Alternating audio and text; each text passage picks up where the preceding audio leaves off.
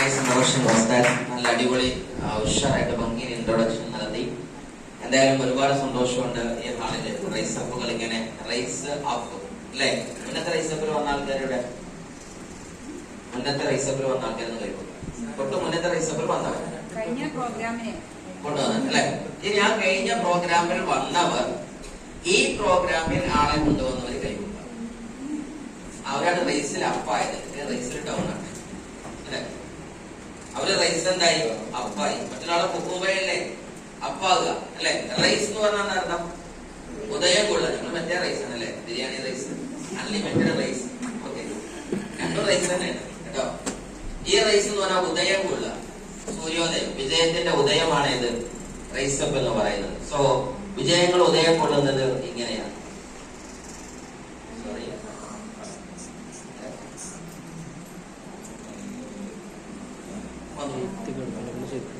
എന്തായാലും ഒരുപാട് സന്തോഷം. ഡിസംബറുകൾ ഇങ്ങനെ വളരെ സുന്ദരമായിട്ട് ജുലൈ സാറുണ്ട്, ഇവിടെ ജസീല മാഡം ഉണ്ട്, അതുപോലെ ഹബീബ് സാറുണ്ട്, അതുപോലെ തന്നെ ഇന്നിപ്പോ നേരെ ഒരു കുറച്ചു മുമ്പ് ഒരു ആറ്റം ബോംബ് പൊട്ടിത്തെറിച്ചു. നമ്മളുടെയൊക്കെ അഭിമാനമാകുന്ന ചേച്ചിയുടെ ഓരോ നമ്മള് ഈ തിരി കൊളുത്തുമ്പോഴാണ് അറിയുന്നത് ഇതിലേക്ക് എത്ര വെടിമരുന്നുണ്ടായിരുന്നു എന്നുള്ളത്. ഓക്കെ, അത് തിരി കൊളുത്തിയത് ഈ ഹാളാണെന്നാണ് പറയുന്നത്. എന്തായാലും സന്തോഷമുണ്ട്. അതുപോലെ തന്നെ ഇവിടെ പുതിയ ടി സിമാരായിട്ട് മൈമൂന ബീഗം, അതേപോലെ തന്നെ നമ്മുടെ മറ്റൊരു ചേച്ചി ഇവിടെ വന്നിട്ടുണ്ട്. അങ്ങനെ ഒരുപാട് ആളുകൾ. അതുപോലെ തന്നെ നമ്മളെ കൊടിഞ്ഞിയുടെ ഇതിഹാസങ്ങൾ ഒരുപാട് നമ്മുടെ DVD ശേഷം കൊടിഞ്ഞിക്കാരൻ പ്രാവശ്യം കൈവരിക്കാണ് ഇത് കൊണ്ടുപോയില്ലേ. കൊടിഞ്ഞി കൊണ്ടുപോകും തോന്നുന്നുണ്ട്. എന്തായാലും സന്തോഷമുണ്ട്. കൊടിഞ്ഞി ഒന്നാകട്ട് പോകുന്നില്ല. കാരണം കൊടിഞ്ഞി എന്ന് പറഞ്ഞാൽ തന്നെ ഇരട്ട കുട്ടികളുടെ നാടാണ്. അപ്പൊ ഒരു ജോയിനിന് രണ്ടാളെ കിട്ടും. ഇതാണ് അങ്ങനത്തെ നാടാണ്. എങ്ങനെ ആരാണ് രണ്ടുപേരൊക്കെ ഇയാളെ എറിയപ്പെട്ടതാണ് അല്ലെ. അപ്പൊ രണ്ട് ഓർഗനൈസേഷനായി, ഏട്ടനൊന്നും അങ്ങനെ ബൈനറി സിസ്റ്റത്തിന് പറ്റിയ ആൾക്കാരാണ് കൊടുക്കുക. രണ്ട് ഓർഗനൈസേഷൻ ഒരുമിച്ച് പറഞ്ഞു. അപ്പൊ എന്തായാലും സന്തോഷമുണ്ട്. നിങ്ങൾ എല്ലാവരും ഇനി കണ്ണും കാതും കരലും ഇവിടെ പോകുക. ബാക്കിയുള്ളതൊക്കെ നമുക്ക് സംസാരിച്ചുകൊണ്ട് പോകാം. വളരെ വണ്ടർഫുൾ ആയിരിക്കുന്ന ഒരു സെഷനാണ് ശരിക്കും റൈസർ ഇവിടെ നടന്നുകൊണ്ടിരിക്കുന്നത്. നിങ്ങൾ എല്ലാവരും നിങ്ങളെ ലീഡർമാരുടെ വരികളും വചനങ്ങളും കൃത്യമായിട്ട് കേൾക്കാനും മനസ്സിലാക്കാനും നിൽക്കുക. കാര്യം എന്താണെന്ന് വെച്ചാല് നമുക്കൊക്കെ അറിയുന്നതാണ്, നമ്മളൊരു വിഷയത്തിൽ 100% മുന്നോട്ട് പോകണമെന്നുണ്ടെങ്കിൽ ആ വിഷയത്തെ കുറിച്ച് ഉത്തമ ബോധ്യം വേണം. സ്വർണ്ണോ ശരിക്കും വേണം അല്ലെ. അതിന് നമ്മൾ തുറന്ന മനസ്സോടെ കേൾക്കാൻ നിൽക്കണം. എന്നാലല്ലേ ഇത് പറ്റുള്ളൂ അല്ലെ. അതല്ലാതെ നമ്മൾ സ്കൂളിലേക്ക് പോകാണ് 10 A+ വേണം, പക്ഷെ നമ്മളെ കയറി നിന്നിട്ട് മാഷിനെ അങ്ങോട്ട് പറഞ്ഞു കൊടുത്താൽ ഈ മാഷിനെ വല്ലതും അങ്ങോട്ട് പറയാൻ പറ്റുമോ? ഇല്ല. എപ്പോഴും മാഷിന് പറഞ്ഞു തരാൻ പറ്റും. ഒരു വ്യക്തിക്ക് ഒരു ക്ലാസ്സിൽ വെള്ളം ഒഴിക്കുന്നുണ്ടെങ്കിൽ ആ ക്ലാസ് കാലിയാവണം, ആണോ അല്ലേ? ആ ക്ലാസ് ഓൾറെഡി വെള്ളം ഉണ്ടെങ്കിൽ അയാൾക്ക് എന്തെങ്കിലും ഒഴിക്കാൻ പറ്റുമോ? അപ്പൊ നമ്മളെ മനസ്സിൽ ഓൾറെഡി പല ചിന്തകളും ഉണ്ടെന്നുണ്ടെങ്കിൽ മറ്റാൾക്ക് എന്തെങ്കിലും പറഞ്ഞു നല്ല കാര്യമുണ്ടോ? ഇല്ല. ഈ വെള്ളം ഒഴിക്കുന്ന സമയത്ത് ക്ലാസ് ഇളകിയാല് അപ്പോഴും മര്യാദക്ക് എന്ത് ചെയ്യാൻ പറ്റൂല, വെള്ളം ഒഴിക്കാൻ പറ്റില്ല. എന്താ കാരണം? ഒഴിക്കുന്ന വെള്ളം ഫുള്ള് നിലത്ത് പോകും. അപ്പൊ നമ്മള് ഒരു കാര്യം കേട്ടുകൊണ്ടിരിക്കുന്ന സമയത്ത് നമ്മളെ മനസ്സാക്കുന്ന ക്ലാസ് ഇളകാൻ പാടില്ല. അത് ശരിക്കും ഒരേ ലെവലിൽ പിടിച്ചിട്ട് സാറ് പറഞ്ഞ ഞങ്ങൾ കേൾക്കട്ടെ. ക്ലിയർ ആണോ? ഇനി അതേ സമയത്ത് തന്നെ ക്ലാസ് കമ്മ്യൂണിറ്റി വെച്ചാലേ വെള്ളം ഒഴിക്കാൻ പറ്റുമോ? അപ്പോഴും പറ്റില്ല. അപ്പൊ എന്ത് ചെയ്യണം? മനസ്സാകുന്ന പാനപാത്രം കേൾക്കുന്ന ശബ്ദങ്ങൾക്കും വിവരങ്ങൾക്കും വേണ്ടി പാത്രം തുറന്നു വെക്കണം. ക്ലിയർ ആണോ? അപ്പൊ അതുകൊണ്ട് 100% നിങ്ങൾ പാത്രം തുറന്നു വെക്കാം. ഞാൻ അഭിമാനത്തോടെ നിങ്ങൾക്ക് മുമ്പിൽ ഒരിക്കൽ കൂടി നല്ലൊരു കൈയ്യടി റിലയൻസ് അക്കാദമി അഭിമാനം ഒന്നാണ്.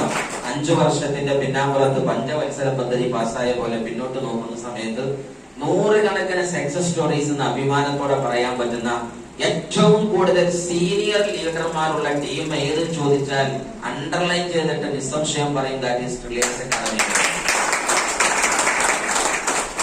എന്തിനാണ് സീനിയർ ലീഡർമാർ എന്ന് ചോദിച്ചാൽ ഇതിനൊരു അർത്ഥമുണ്ട്. എന്താണ്? വന്നോരാരും പോയിട്ടില്ല. അതാണ് ഇതിന്റെ പ്രധാന പോയിന്റ്. മറ്റേതെന്താണ്? ജനുവരിത്തെ ലീഡർ അല്ല, ഫെബ്രുവരിത്തെ ലീഡർ അല്ല, മാർച്ചിലെ ലീഡർ എന്ത് ചെയ്തു? അടുത്ത മാസം വീണ്ടും പോയി. എന്താ കാരണം? ആദ്യം വന്നവൻ എന്തോ അതിർപ്പത്തിൽ വന്നു, രണ്ടാമത്തെ പിന്നെ മനസ്സിലായപ്പോ പോയി. പക്ഷെ റിലയൻസ് അക്കാദമി ഒരാൾ വന്നിട്ടുണ്ടെങ്കിൽ he must know why this business, ഈ ബിസിനസ് എന്തിനാണെന്ന് തിരിച്ചറിഞ്ഞ ലീഡേഴ്സിനെയാണ് റിലയൻസ് ഉണ്ടാക്കുന്നതെങ്കിൽ എന്തായാലും സന്തോഷമുണ്ട്. ഈ മഹത്തായ പ്രോഗ്രാം റൈസർ 25 അടിപൊളിയായിട്ട് നടക്കാണ്. സോ ഞാൻ നിങ്ങളെ മുമ്പിൽ ഇന്ന് സമർപ്പിക്കുന്ന ചില പോയിന്റ്സുകൾ തന്നെ അവിടെ പുതുതായി കുറെ ആളുകളുണ്ട്. സോ ലീഡർഷിപ്പിനെ ബേസ് ചെയ്തിട്ടും അതേപോലെ തന്നെ നമ്മളെ NDO, അതായത് ന്യൂ ഡിസ്ട്രിബ്യൂട്ടേഷൻ ഓറിയന്റേഷൻ, ഇത് രണ്ടിനെയും ബേസ് ചെയ്തിട്ടുള്ള ഒരു കാര്യമാണ് നിങ്ങൾ സംസാരിക്കുന്നത്. ഇവിടെ പറയുന്ന വാക്കുണ്ട്, ബി യുവർ ഓൺ ബോസ്. നിങ്ങൾ ആരെ ബോസായി മാറുക? നിങ്ങൾ നിങ്ങളെ ബോസ് ആയി മാറാം. ഇതുവരെ നമ്മൾ മറ്റൊരു ജോലിക്ക് പോയാലുള്ള പ്രശ്നം എന്താണ്? നമ്മുടെ ബോസ് ആരാനായിട്ട് മാറിയിട്ടുണ്ടാവും അല്ലെ? ഒരു ലീവ് എടുക്കണമെങ്കിൽ എത്രയോ സമ്മതം ചോദിക്കണം അല്ലെ? ദുബായിലേക്ക് പോയ മനുഷ്യൻ പിതാവ് മരിച്ചാലും വിളിക്കും അല്ലെ, മാനു വരണുണ്ടോ എന്ന് ചോദിച്ചു നോക്ക്. പറയുന്നത് ഇല്ല, മയ്യത്ത് രാത്രി എടുക്കുന്നില്ല, രാവിലെ എടുക്കുള്ളൂ, അവൻ വരണുണ്ട് തോന്നുന്നു ആണോ അല്ലെ? പിന്നെ പറയുന്നത് രാത്രിയാവാൻ പറയും ഇല്ല, ആ ഫ്ലൈറ്റ് അവിടെ നിന്ന് ഇല്ലാല, അതുകൊണ്ട് മയ്യത്ത് എടുത്തോളൂ. സ്വന്തം പിതാവിന്റെ മയ്യത്ത് എടുക്കണമെങ്കിലും ആരാന്റെ സമ്മതത്തിന് കാത്തു നിൽക്കുമ്പോ അവൻ ജീവിക്കുകയാണോ അതല്ല ജീവിച്ചു മരിക്കുകയാണോ? ആലോചിച്ചു. മരിച്ചു ജീവിക്കുകയാണോ അല്ലേ? വൈ? മറ്റൊരുത്തന്റെ അണ്ടറിൽ വർക്ക് ചെയ്യുമ്പോ ലിമിറ്റഡ് ആയ സാലറി, അതിന്റെ അപ്പുറത്തേക്ക് അവൻ കാട്ടിക്കൂടുന്നല്ല നമ്മൾ സഹിക്കണം. ക്ലിയർ ആണോ? പക്ഷെ ഇവിടെയോ, ഈ ബിസിനസ്സിലോ നിങ്ങളെ ബോസ് ആരെന്നെയാണ്? നിങ്ങൾക്ക് ലീവ് എടുക്കണോ? ലീവ് എടുക്കാം. നിങ്ങൾക്ക് നന്നായി വർക്ക് ചെയ്യണോ? വർക്ക് ചെയ്യാം. മറ്റൊരു കമ്പനിയിൽ നമ്മൾ വർക്ക് ചെയ്യുമ്പോൾ കമ്പനി ക്ലോസിംഗ് ടൈം 5 മണിയാണ് അല്ലെ? ഫാക്ടറി ചെന്നൊക്കെ 5 മണിക്ക് കൂട്ടും, അപ്പൊ എല്ലാവരും പോകും ആണോ അല്ലേ? നമ്മ ലൈഫിലോ ചില ആൾക്കാർ വർക്ക് തുടങ്ങുന്നത് 5 മണിക്കാണ് വൈകിട്ട് ആണോ അല്ലേ? അങ്ങനെ ചിലർ 5 മണിക്കാണ് അല്ലെ? കുറെ വർക്ക് ചെയ്യുന്ന ആൾക്കാർ, നഴ്സുമാരും അതേപോലെ പല ആൾക്കാരും എന്ത് ചെയ്യുന്നുണ്ട്, വർക്കിന് ഇറങ്ങുന്നത് എപ്പോഴാണ്? എനിക്ക് ഓർമ്മയുണ്ട്, ഞാൻ ഇൻഡസ്ട്രി തുടങ്ങിയ സമയത്ത് രാത്രി ഏകദേശം ഒരു 10:30 മണി കഴിഞ്ഞ് ലീഡേഴ്സ് ഞങ്ങൾ ഇങ്ങനെ അന്തകാലത്ത് ഒരു അന്തം വിട്ട പോകാൻ ജുനീസർ ഇതിനെ കുറിച്ചൊക്കെ പറയുന്നുണ്ടാവും. ആ പോക്കൊന്നും പറയുന്നത് പോകുന്നുണ്ട് എനിക്ക് അറിഞ്ഞൂടാ. ഒരു അന്തം വിട്ട പോക്കാണ്. അങ്ങനെ പോകലാണ്. ആരെ വർക്കൊന്നുമില്ല. ആ വണ്ടിയിൽ സീറ്റ് ഉണ്ടെങ്കിൽ എല്ലാവരും പോകും. ഓർക്ക് വണ്ടി പോകുന്നില്ല. അങ്ങനെ പോകാം, പ്ലാൻ കൊടുക്കാൻ പോകാൻ രസമായിട്ട് ഒരു രസമായിരുന്നു. ഒരു ഒട്ടക സംഘമായിരുന്നു. അങ്ങനെ വലിയ പോകല. അങ്ങനെ രാത്രി ഒരിക്കൽ ഞാനും വോയിസ് അതേപോലെ തന്നെ ഞങ്ങളെ മുന്നൊരു എന്താ പറയാ അങ്ങനെ ഒരുപാട് സാറന്മാരൊക്കെ ഉണ്ടായിരുന്നു. ഞങ്ങൾ ഇരിക്കുന്ന സമയത്ത് ഇനിയിപ്പോ ആരെങ്കിലും പ്ലാൻ കൊടുക്കാണ്ടാന്ന് ചോദിച്ചു. ആരുമില്ല, നമ്മൾ പിരിയല്ലേ ഏകദേശം 11 മണിയായിരുന്നു രാത്രി. അപ്പൊ വോയിസ് പറഞ്ഞ സാറിന്റെ കുറെ ഫ്രണ്ട്സുകൾ ഓൺലൈനിൽ ഉണ്ട്, ഞാൻ ഒരു വേഗം സലാം പറഞ്ഞു തന്നെ, അസ്സലാം വലൈക്കും. അപ്പൊ ചോദിച്ചു ഉറങ്ങിയോ? മോൻ പറഞ്ഞു ഉറങ്ങിയിട്ടില്ല. എന്താ ഉള്ളത്? ഇങ്ങനെ ആലോചിച്ചിരിക്കുന്നത്. ഈ എവിടെയാണ്? ഇപ്പൊ വീട്ടില്. ശരിട്ടാ, എന്നാ പെട്ടെന്ന് തായിരിക്കും പറഞ്ഞു. എന്താന്ന് ചോദിച്ചു. ഒരു പ്രധാനപ്പെട്ട വിഷയം പറയേണ്ടത്. അട്ടപ്പാതിരൊക്കെ ഉറങ്ങണോ വിളിച്ചുകൊണ്ടിരിക്കാൻ തായിരിക്കും. അപ്പൊ പറഞ്ഞു വാപ്പ ചിലപ്പം കല്ലോ ചൂടാവുന്നൊക്കെ പറയും. ഞാൻ ലേറ്റ് ഇടാതെ ഉണ്ടാതെ പോകരുത്. അങ്ങനെ ലേറ്റ് ഇടാതെ അവൻ മെല്ലെ കിൽസ് പറഞ്ഞ സൗണ്ട് ഉള്ളെന്ന് കേട്ടു. അവര് 4-5 ആൾക്കാരെ കാലിനൊക്കെ തായരിക്കും കേട്ടു. വാപ്പി ഏട്ടനൊക്കെ വടി കൊണ്ടേറ്റു വന്നു. ഞങ്ങൾ പ്ലാൻ കൊടുക്കാൻ ഇവനും കള്ളൻ ഞാനും കള്ളനായി. ആരായാലും കയറ്റിപ്പോയി. അപ്പൊ രാത്രി 11 പ്ലാൻ കൊടുക്കാൻ പോകാം. പറഞ്ഞ മനസ്സിലായോ? അപ്പോ ഏത് സമയത്തും, അതാണ് അവർ ഓൺ ബോസ് എന്ന് പറഞ്ഞത്, നമുക്ക് എപ്പോഴും ബിസിനസ് ഓപ്പറേഷൻ നടത്താം, എപ്പോഴും കച്ചവടം നടത്താം ആണോ അല്ലേ? മറ്റുള്ള ബിസിനസ്സിലൊക്കെ എന്തെങ്കിലും ലിമിറ്റേഷൻസ് ഉണ്ട് എന്ന് മാത്രമല്ല, ഈ ബിസിനസിന്റെ പ്രത്യേകത നമുക്ക് അനന്തമായി വളരാനുള്ള ഓപ്ഷൻ ഉണ്ട്. എന്തായാലും ശരി, ഇന്ന് വളരെ സ്നേഹത്തോടെ നമ്മൾ ഓർക്കേണ്ട ഒരു പദമാണ് we are on the fastest and futuring industries of today. നമ്മൾ ഇന്ന് എവിടെയാണ് നിൽക്കുന്നത്? ഏറ്റവും ഫാസ്റ്റസ്റ്റും ഫ്യൂച്ചറിസ്റ്റിക്കുമായിരിക്കുന്ന ഇന്നത്തെ ഇൻഡസ്ട്രിയോട് കൂടെ നിൽക്കുന്നത്. ആർക്കെങ്കിലും അറിയോ ഇന്നത്തെ ഇൻഡസ്ട്രി എത്ര നമ്മൾ കവർ ചെയ്യുന്നുള്ളത്? ഫസ്റ്റ് വൺ നമ്മൾ കവർ ചെയ്യുന്ന ഒരു ഇൻഡസ്ട്രിയാണ് ഇത് ഡയറക്റ്റ്. രണ്ടാമതൊരു ഇൻഡസ്ട്രിയാണ് നെറ്റ്വർക്ക് മാർക്കറ്റിംഗ്. മൂന്നാമതൊരു ഇൻഡസ്ട്രിയാണ് ഇത് എഡ്ടെക് ഇൻഡസ്ട്രി. നാലാമതൊരു ഇൻഡസ്ട്രിയാണ് അതായത് നമ്മുടെ നമ്മുടെ പറയില്ലേ ഇ കൊമേഴ്സ് എന്ന് പറയില്ലേ, ബിസിനസ് ടു ബിസിനസ് പരിപാടിയാണ് ഇത് B2B എന്ന് പറയുന്നത്. മറ്റൊന്നാണ് എന്ത് വെൽനസ് റെവല്യൂഷൻ. വേറൊന്നാണ് ഏത് ഓർഗാനിക് ഫാമിംഗ്. ഇത് മുഴുവനും ഒരു കുടക്ക് കീഴിൽ കൊടുക്കുന്ന ഈ ലോകത്തെ ഒരേ ഒരു കമ്പനി, ദാറ്റ് ഈസ് അവിടെയാണ് നമ്മൾ.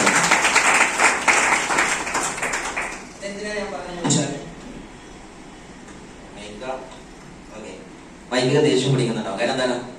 ഇയാളെ പറഞ്ഞില്ലല്ലോ ഈ ഇൻഡസ്ട്രി ഒക്കെ പറഞ്ഞപ്പോൾ അസൂയ.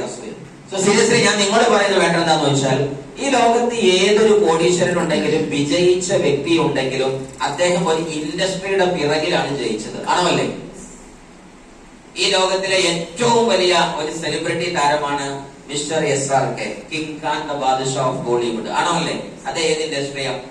ഫിലിം ഇൻഡസ്ട്രിയാണ് ആണോ അല്ലേ? അതേപോലെ തന്നെ ലോകത്തിലെ ഒരു ഇതിഹാസ താരമാണ് മിസ്റ്റർ ബിൽ ഗേറ്റ്സ്. ഏത് ഇൻഡസ്ട്രിയാണ്? കമ്പ്യൂട്ടർ ഇൻഡസ്ട്രിയാണ് അല്ലെ? ആമസോണിന്റെ ജെഫ് ബെസോസ് ഏത് ഇൻഡസ്ട്രിയാണ്? ഓൺലൈൻ മാർക്കറ്റിംഗ് ഇൻഡസ്ട്രിയാണ് ആണോ അല്ലേ? ഫേസ്ബുക്കിന്റെ സുക്കർബർഗ് ഏതാണ്? നമ്മുടെ ഓൺലൈൻ മീഡിയകളുടെ ഇൻഡസ്ട്രിയാണ് ആണോ അല്ലേ? യേശുദാസ് ഏതാ ഇൻഡസ്ട്രി? ഫിലിം ഇൻഡസ്ട്രിയാണ്, അതിലെ സംഗീത ലോകമാണ് ആണോ അല്ലേ? അതേപോലെ തന്നെ AR റഹ്മാൻ ഏത് ഇൻഡസ്ട്രി? മ്യൂസിക്കൽ ഇൻഡസ്ട്രി ആണോ അല്ലേ? സോ ലോകത്ത് വിജയിച്ച മുഴുവൻ ആളുകളും, ഇപ്പൊ ധോണി അല്ലെങ്കിൽ സച്ചിൻ ഏത് ഇൻഡസ്ട്രിയാണ്? സ്പോർട്സ് ഇൻഡസ്ട്രിയാണ് അല്ലെ? നെയ്മർ, റൊണാൾഡോ, CR7 ഏതാണ് ഇൻഡസ്ട്രി? സ്പോർട്സ് ഇൻഡസ്ട്രിയാണ്, ആണോ അല്ലേ? സോ ലോകത്ത് വളർന്നവരൊക്കെ എന്തിന്റെ പിറകിലാണ് വളർന്നത്? ഒരു ഇൻഡസ്ട്രിയുടെ പിറകിലാണ്. MA യൂസുഫ് അലി ഏതിന്റെ പിറകിലാണ്? Retailing industry. റീറ്റെയിൽ ഇൻഡസ്ട്രി, ബിസിനസ്സിലെ ഏത് ഇൻഡസ്ട്രിയാണ്? റീറ്റെയിൽ അല്ലേ? മിസ്റ്റർ അംബാനി ഏത് ഇൻഡസ്ട്രി? ഓയിൽ ഇൻഡസ്ട്രി, ആണോ അല്ലേ? അപ്പൊ തിരിഞ്ഞോ കുറെയൊക്കെ? അപ്പൊ ലോകത്ത് ഏതൊരുത്തനും വളരണമെങ്കിൽ ഒരു ഇൻഡസ്ട്രിയുടെ കൂടെയേ വളരാൻ പറ്റും. ക്ലിയർ ആണോ? ഇവരൊക്കെ വളർന്നത് ഒരു ഇൻഡസ്ട്രിയിലാണ്. മൈ ലൈഫുകാരും വളരുന്നത് 6 ഇൻഡസ്ട്രിയിലാണെങ്കിൽ ഈ നിൽക്കുന്ന മുഴുവനും മറിഞ്ഞു കഴിപ്പുള്ള ഒരു ഇൻഡസ്ട്രിയിലാണ് നമ്മൾ വന്നിരിക്കുന്നത്. അതാണ് ആദ്യം തിരിച്ചറിയേണ്ടത്. കാര്യം എന്താണ്? ഒച്ചിന്റെ വേഗത മെല്ലെയാണ്, ആണോ അല്ലേ? ആരെങ്കിലും വേഗതയേറിയ ഒച്ചെന്ന് പറയാറുണ്ടോ? ഒച്ചിനെ അറിയില്ലേ? മെല്ലെ മെല്ലെ പോകുന്ന സാധനം. നേരെ മറിച്ച് അതേ ഒച്ചിനെ ഒരു റോക്കറ്റുമ കെട്ടിയിട്ടാലോ അതിന്റെ വേഗതയോ? പിന്നെ ഒച്ചിന്റെ വേഗത ഏത് വേഗത എന്നാ പറയാ? റോക്കറ്റിന്റെ വേഗതയാണ്. സോ നമ്മൾക്ക് കഴിവുണ്ടോ കഴിവില്ല എന്നത് ക്വസ്റ്റ്യനല്ല.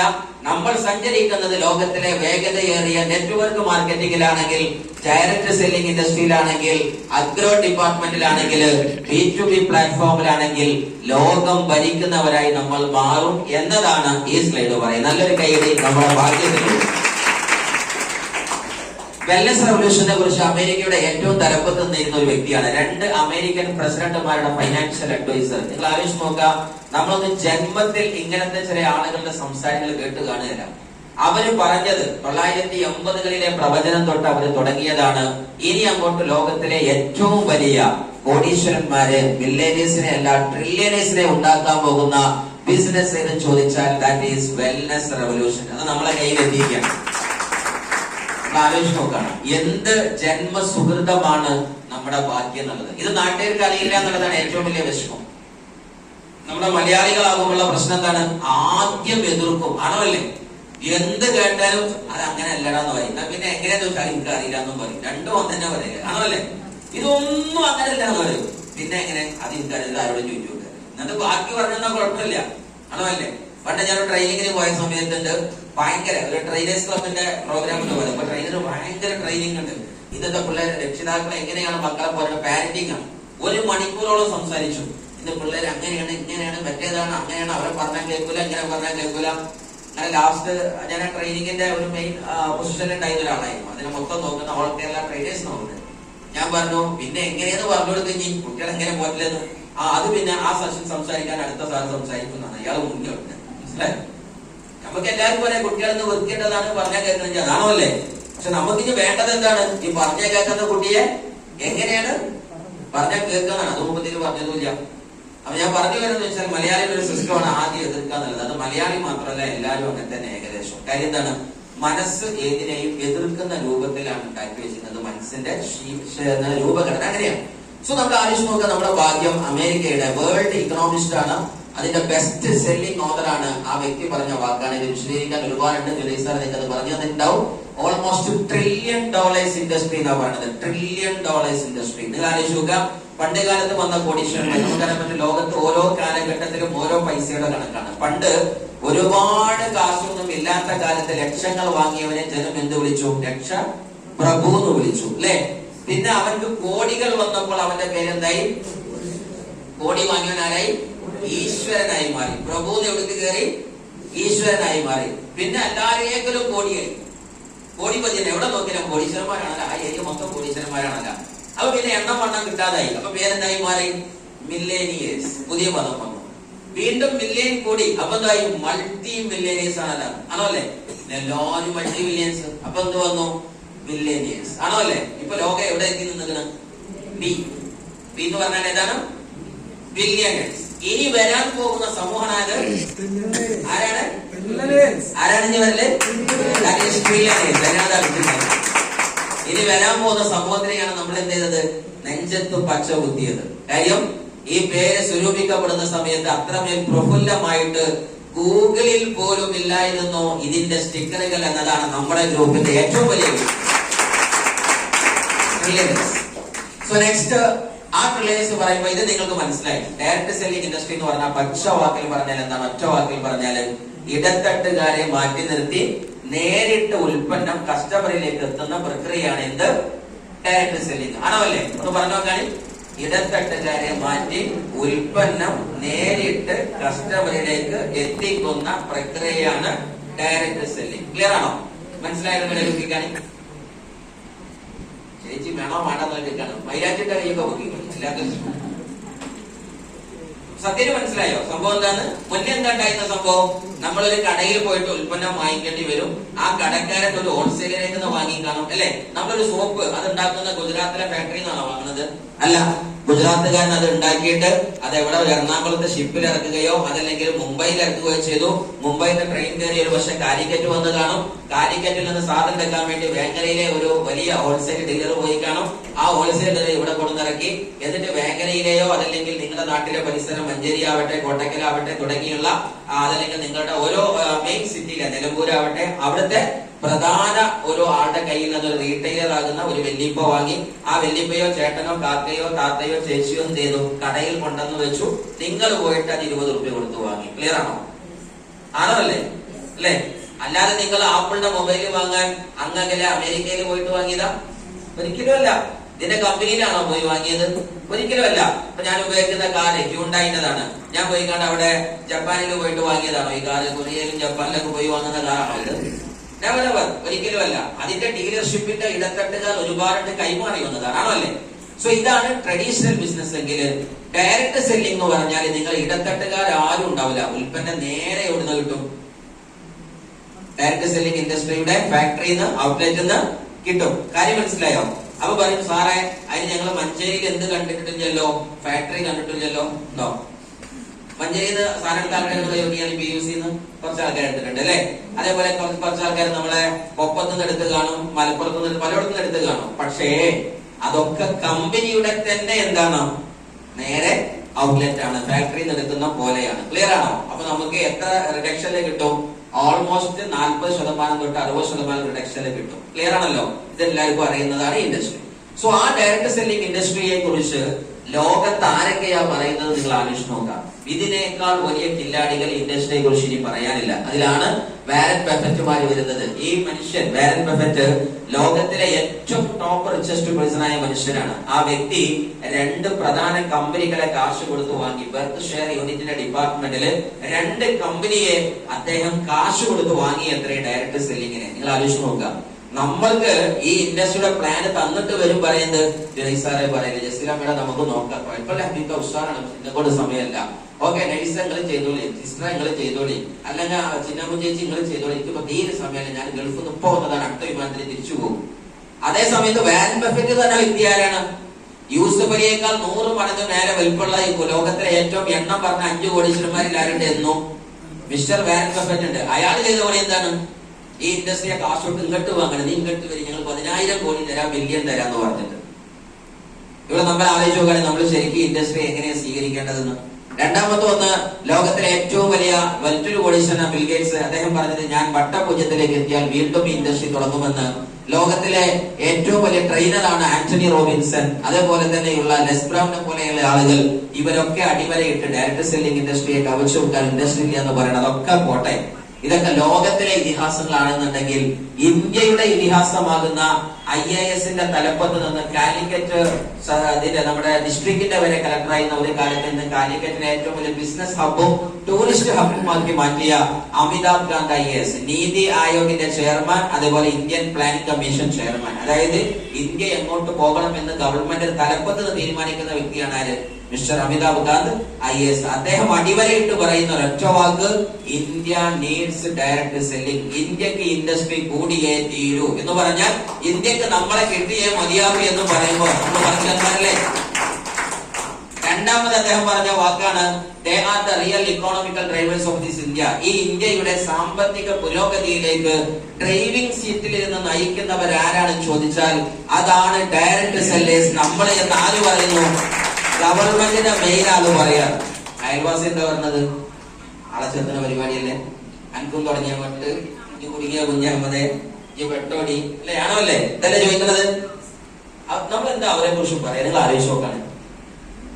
ആദ്യമൊക്കെ കുറെ ഉപദേശിക്കും, കുറച്ച് കഴിഞ്ഞാൽ നമുക്ക് ടെൻഷൻ ആവില്ല, ഈ സാധുവും തിരിഞ്ഞില്ലല്ലോ, അവരാണ് ലീഡർ. അല്ല, അതെ ശരിയാട്ടോ, ചേച്ചി പറഞ്ഞത് ആ കരട്ടെന്ന് തിരിഞ്ഞാൽ അയാളെ ജന്മത്തിന് പിന്നെ വർക്ക് ചെയ്യാൻ നിങ്ങൾ ശരിക്കും ഇന്ത്യന്റെ ഗവൺമെന്റ് തലപ്പത്തുള്ള വ്യക്തിയാ പറയുന്നത്.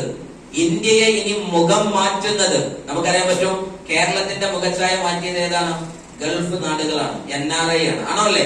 ആ NRIകൾ ഉണ്ടായതുകൊണ്ടാണ് കേരളം ഇത്രയും സമ്പന്നമായത്. നമുക്ക് ഉന്നയിക്കാന് വലിയ എന്താ പറയാ, ആന്ധ്രയിലെ പോലെയുള്ള, തമിഴ്നാടിനെ പോലെയുള്ള വലിയ കൃഷിത്തോട്ടങ്ങളില്ല, കൃഷിയില്ല, സർവകലാശാല സംഭവവികാസങ്ങളൊന്നുമില്ല.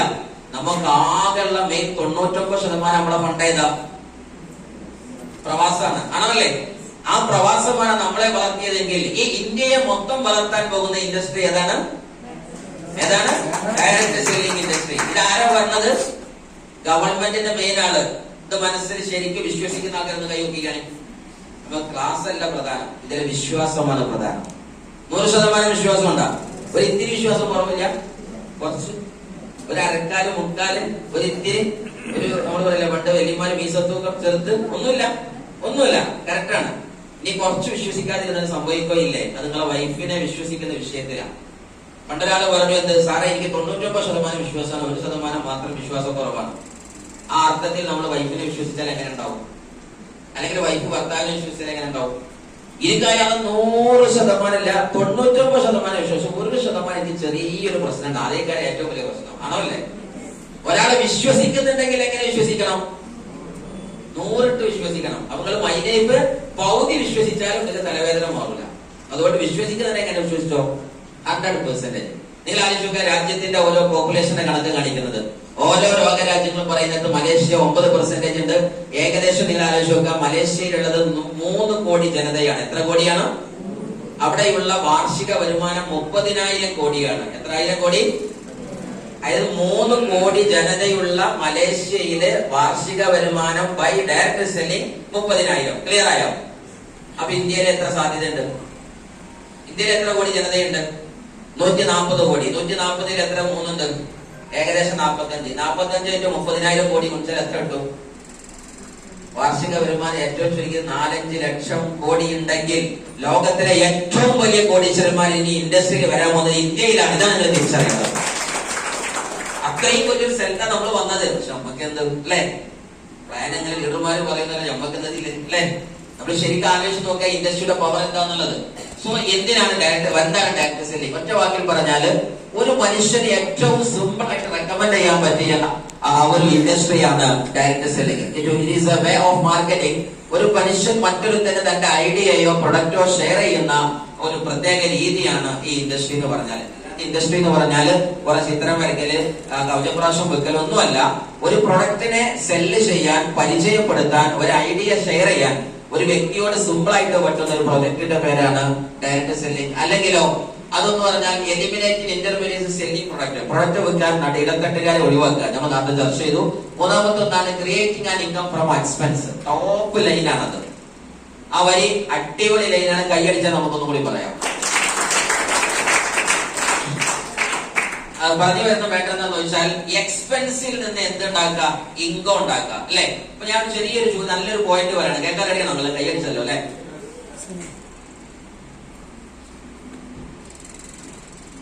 ഓക്കെ,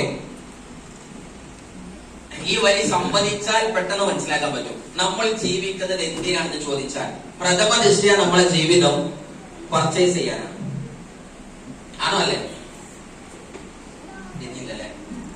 നമ്മൾ ജീവിക്കുന്നത് എന്തിനാ? പർച്ചേസ് ചെയ്യാൻ. പറഞ്ഞു തന്നെ എങ്ങനെയാണ്? മോൻ നന്നായി പഠിക്കും, അപ്പൊ എന്തോ കിട്ടും? നല്ല മാർക്ക് കിട്ടും. നല്ല മാർക്ക് കിട്ടിയാൽ, നല്ല ജോലി കിട്ടിയാൽ, നല്ല പൈസ കിട്ടിയാൽ, നല്ല പൈസ കിട്ടിയാൽ ബാക്കി പറയും നമുക്ക് സാധനങ്ങളൊക്കെ വാങ്ങാം. ഓ പെട്ടെന്ന് ഗൾഫ് പോയിക്കോ. ഗൾഫ് പോയിട്ട് പൈസ എങ്ങനെ ഇങ്ങോട്ട് പൈസ കിട്ടിയിട്ട് നമുക്ക് തിരക്കുള്ള സാധനം വാങ്ങണം, പറമ്പ് വാങ്ങണം, AC വാങ്ങണം, വണ്ടി. നമ്മള് എവിടെ എത്തിയത്? അപ്പൊ നമ്മള് ജീവിക്കാൻ എന്തിനാ? അല്ലാന്ന് അറിയിച്ചു നോക്കണേ. ഈ ഭൂമിയിൽ മനുഷ്യൻ വന്നത് എന്തിനാ? രണ്ടാമത്തെ ചോദിക്കാം. പക്ഷെ ബിസിനസിന്റെ സിനാരിയോയിൽ ചോദിച്ചാൽ എന്തിനാ നമ്മൾ വന്നത്? പക്ഷെ പർച്ചേസിംഗ് എന്ന് പറഞ്ഞാൽ എക്സ്പെൻസ് ഉണ്ടാക്കുകയാണ്, കടം ഉണ്ടാക്കുകയാണ്, തലവേദന ഉണ്ടാക്കുകയാണ്, കടമ ഉണ്ടാക്കുകയാണ്, ബാധ്യത കൂട്ടുകയാണ്. ക്ലിയർ ആണോ അല്ലേ? പർച്ചേസ് ചെയ്യാന്ന് പറഞ്ഞാൽ നമുക്ക് എന്തെങ്കിലും ലാഭം കിട്ടുന്നതാണോ? ഞാൻ വീട്ടിലേക്ക് ഒരുപാട് സാധനം കൊണ്ടുവന്നാൽ സ്വാഭാവികമായിട്ടും മക്കൾക്ക് കൊടുത്തതിന്റെ അല്ലെങ്കിൽ കുടുംബത്തെ പോറ്റതിന്റെ എന്താ പറയാ കൂലി എന്ന് പറയുന്നത് അല്ലെങ്കിൽ ദൈവികമായ പുണ്യം എന്ന് പറഞ്ഞാൽ അത് കിട്ടും. അത് വേറെ കഥ, അത് വേറെ ഭാഗ്യം. പക്ഷെ നമ്മളത് കൊടുക്കുമ്പോൾ ഉണ്ടാക്കി വെച്ച പൈസ പോവല്ലേ? ആണോ അല്ലേ? ക്ലിയർ ആണ് ഞാൻ പറഞ്ഞത്. അപ്പൊ സ്വാഭാവികമായിട്ടും എക്സ്പെൻസ് ചെലവുണ്ടാക്കുക എന്ന് പറഞ്ഞാൽ കൂടുതൽ പൈസ ചെലവാക്കിക്കൊണ്ടിരിക്കുകയാണ്. ആണോ അല്ലേ? പക്ഷെ അതേ ചെലവാക്കണ പൈസ ലാഭം ഉണ്ടാക്കാനാണെങ്കിലും പൊളിക്കൂലേ? അല്ലെ? ശരാശരി നമ്മൾ വന്നത് എന്തായാലും ഈ ബിസിനസ്സിൽ വന്നാലും വന്നില്ലെങ്കിലും നമ്മൾ കുളിക്കും, ലെക്സ് വാങ്ങി കുളിക്കും. ആരാണ് കൊടുക്കുന്നത്? ഐശ്വര്യതായി കൊടുക്കും അല്ലെ? ചന്ദ്രിക തേച്ചാൽ ആര് കൊടുക്കും? അമരാക്കോള് കൊടുക്കും. നിങ്ങൾ കൊടുക്കും, കുടുംബം കൊടുക്കും. ആണോ അല്ലേ? പക്ഷെ ഇവിടെ നീമിന്റെ സോപ്പ് തേച്ച് കുളിച്ചാൽ ബാങ്കിൽ അക്കൗണ്ടിലേക്ക് എന്ത് വരും? പൈസ വരും. സോ എക്സ്പെൻസിനെ പ്രോഫിറ്റ് ആക്കുന്ന ലോകത്തിലെ ഇൻഡസ്ട്രിയുടെ പേരാണ് ഡയറക്ട് സെല്ലിംഗ്.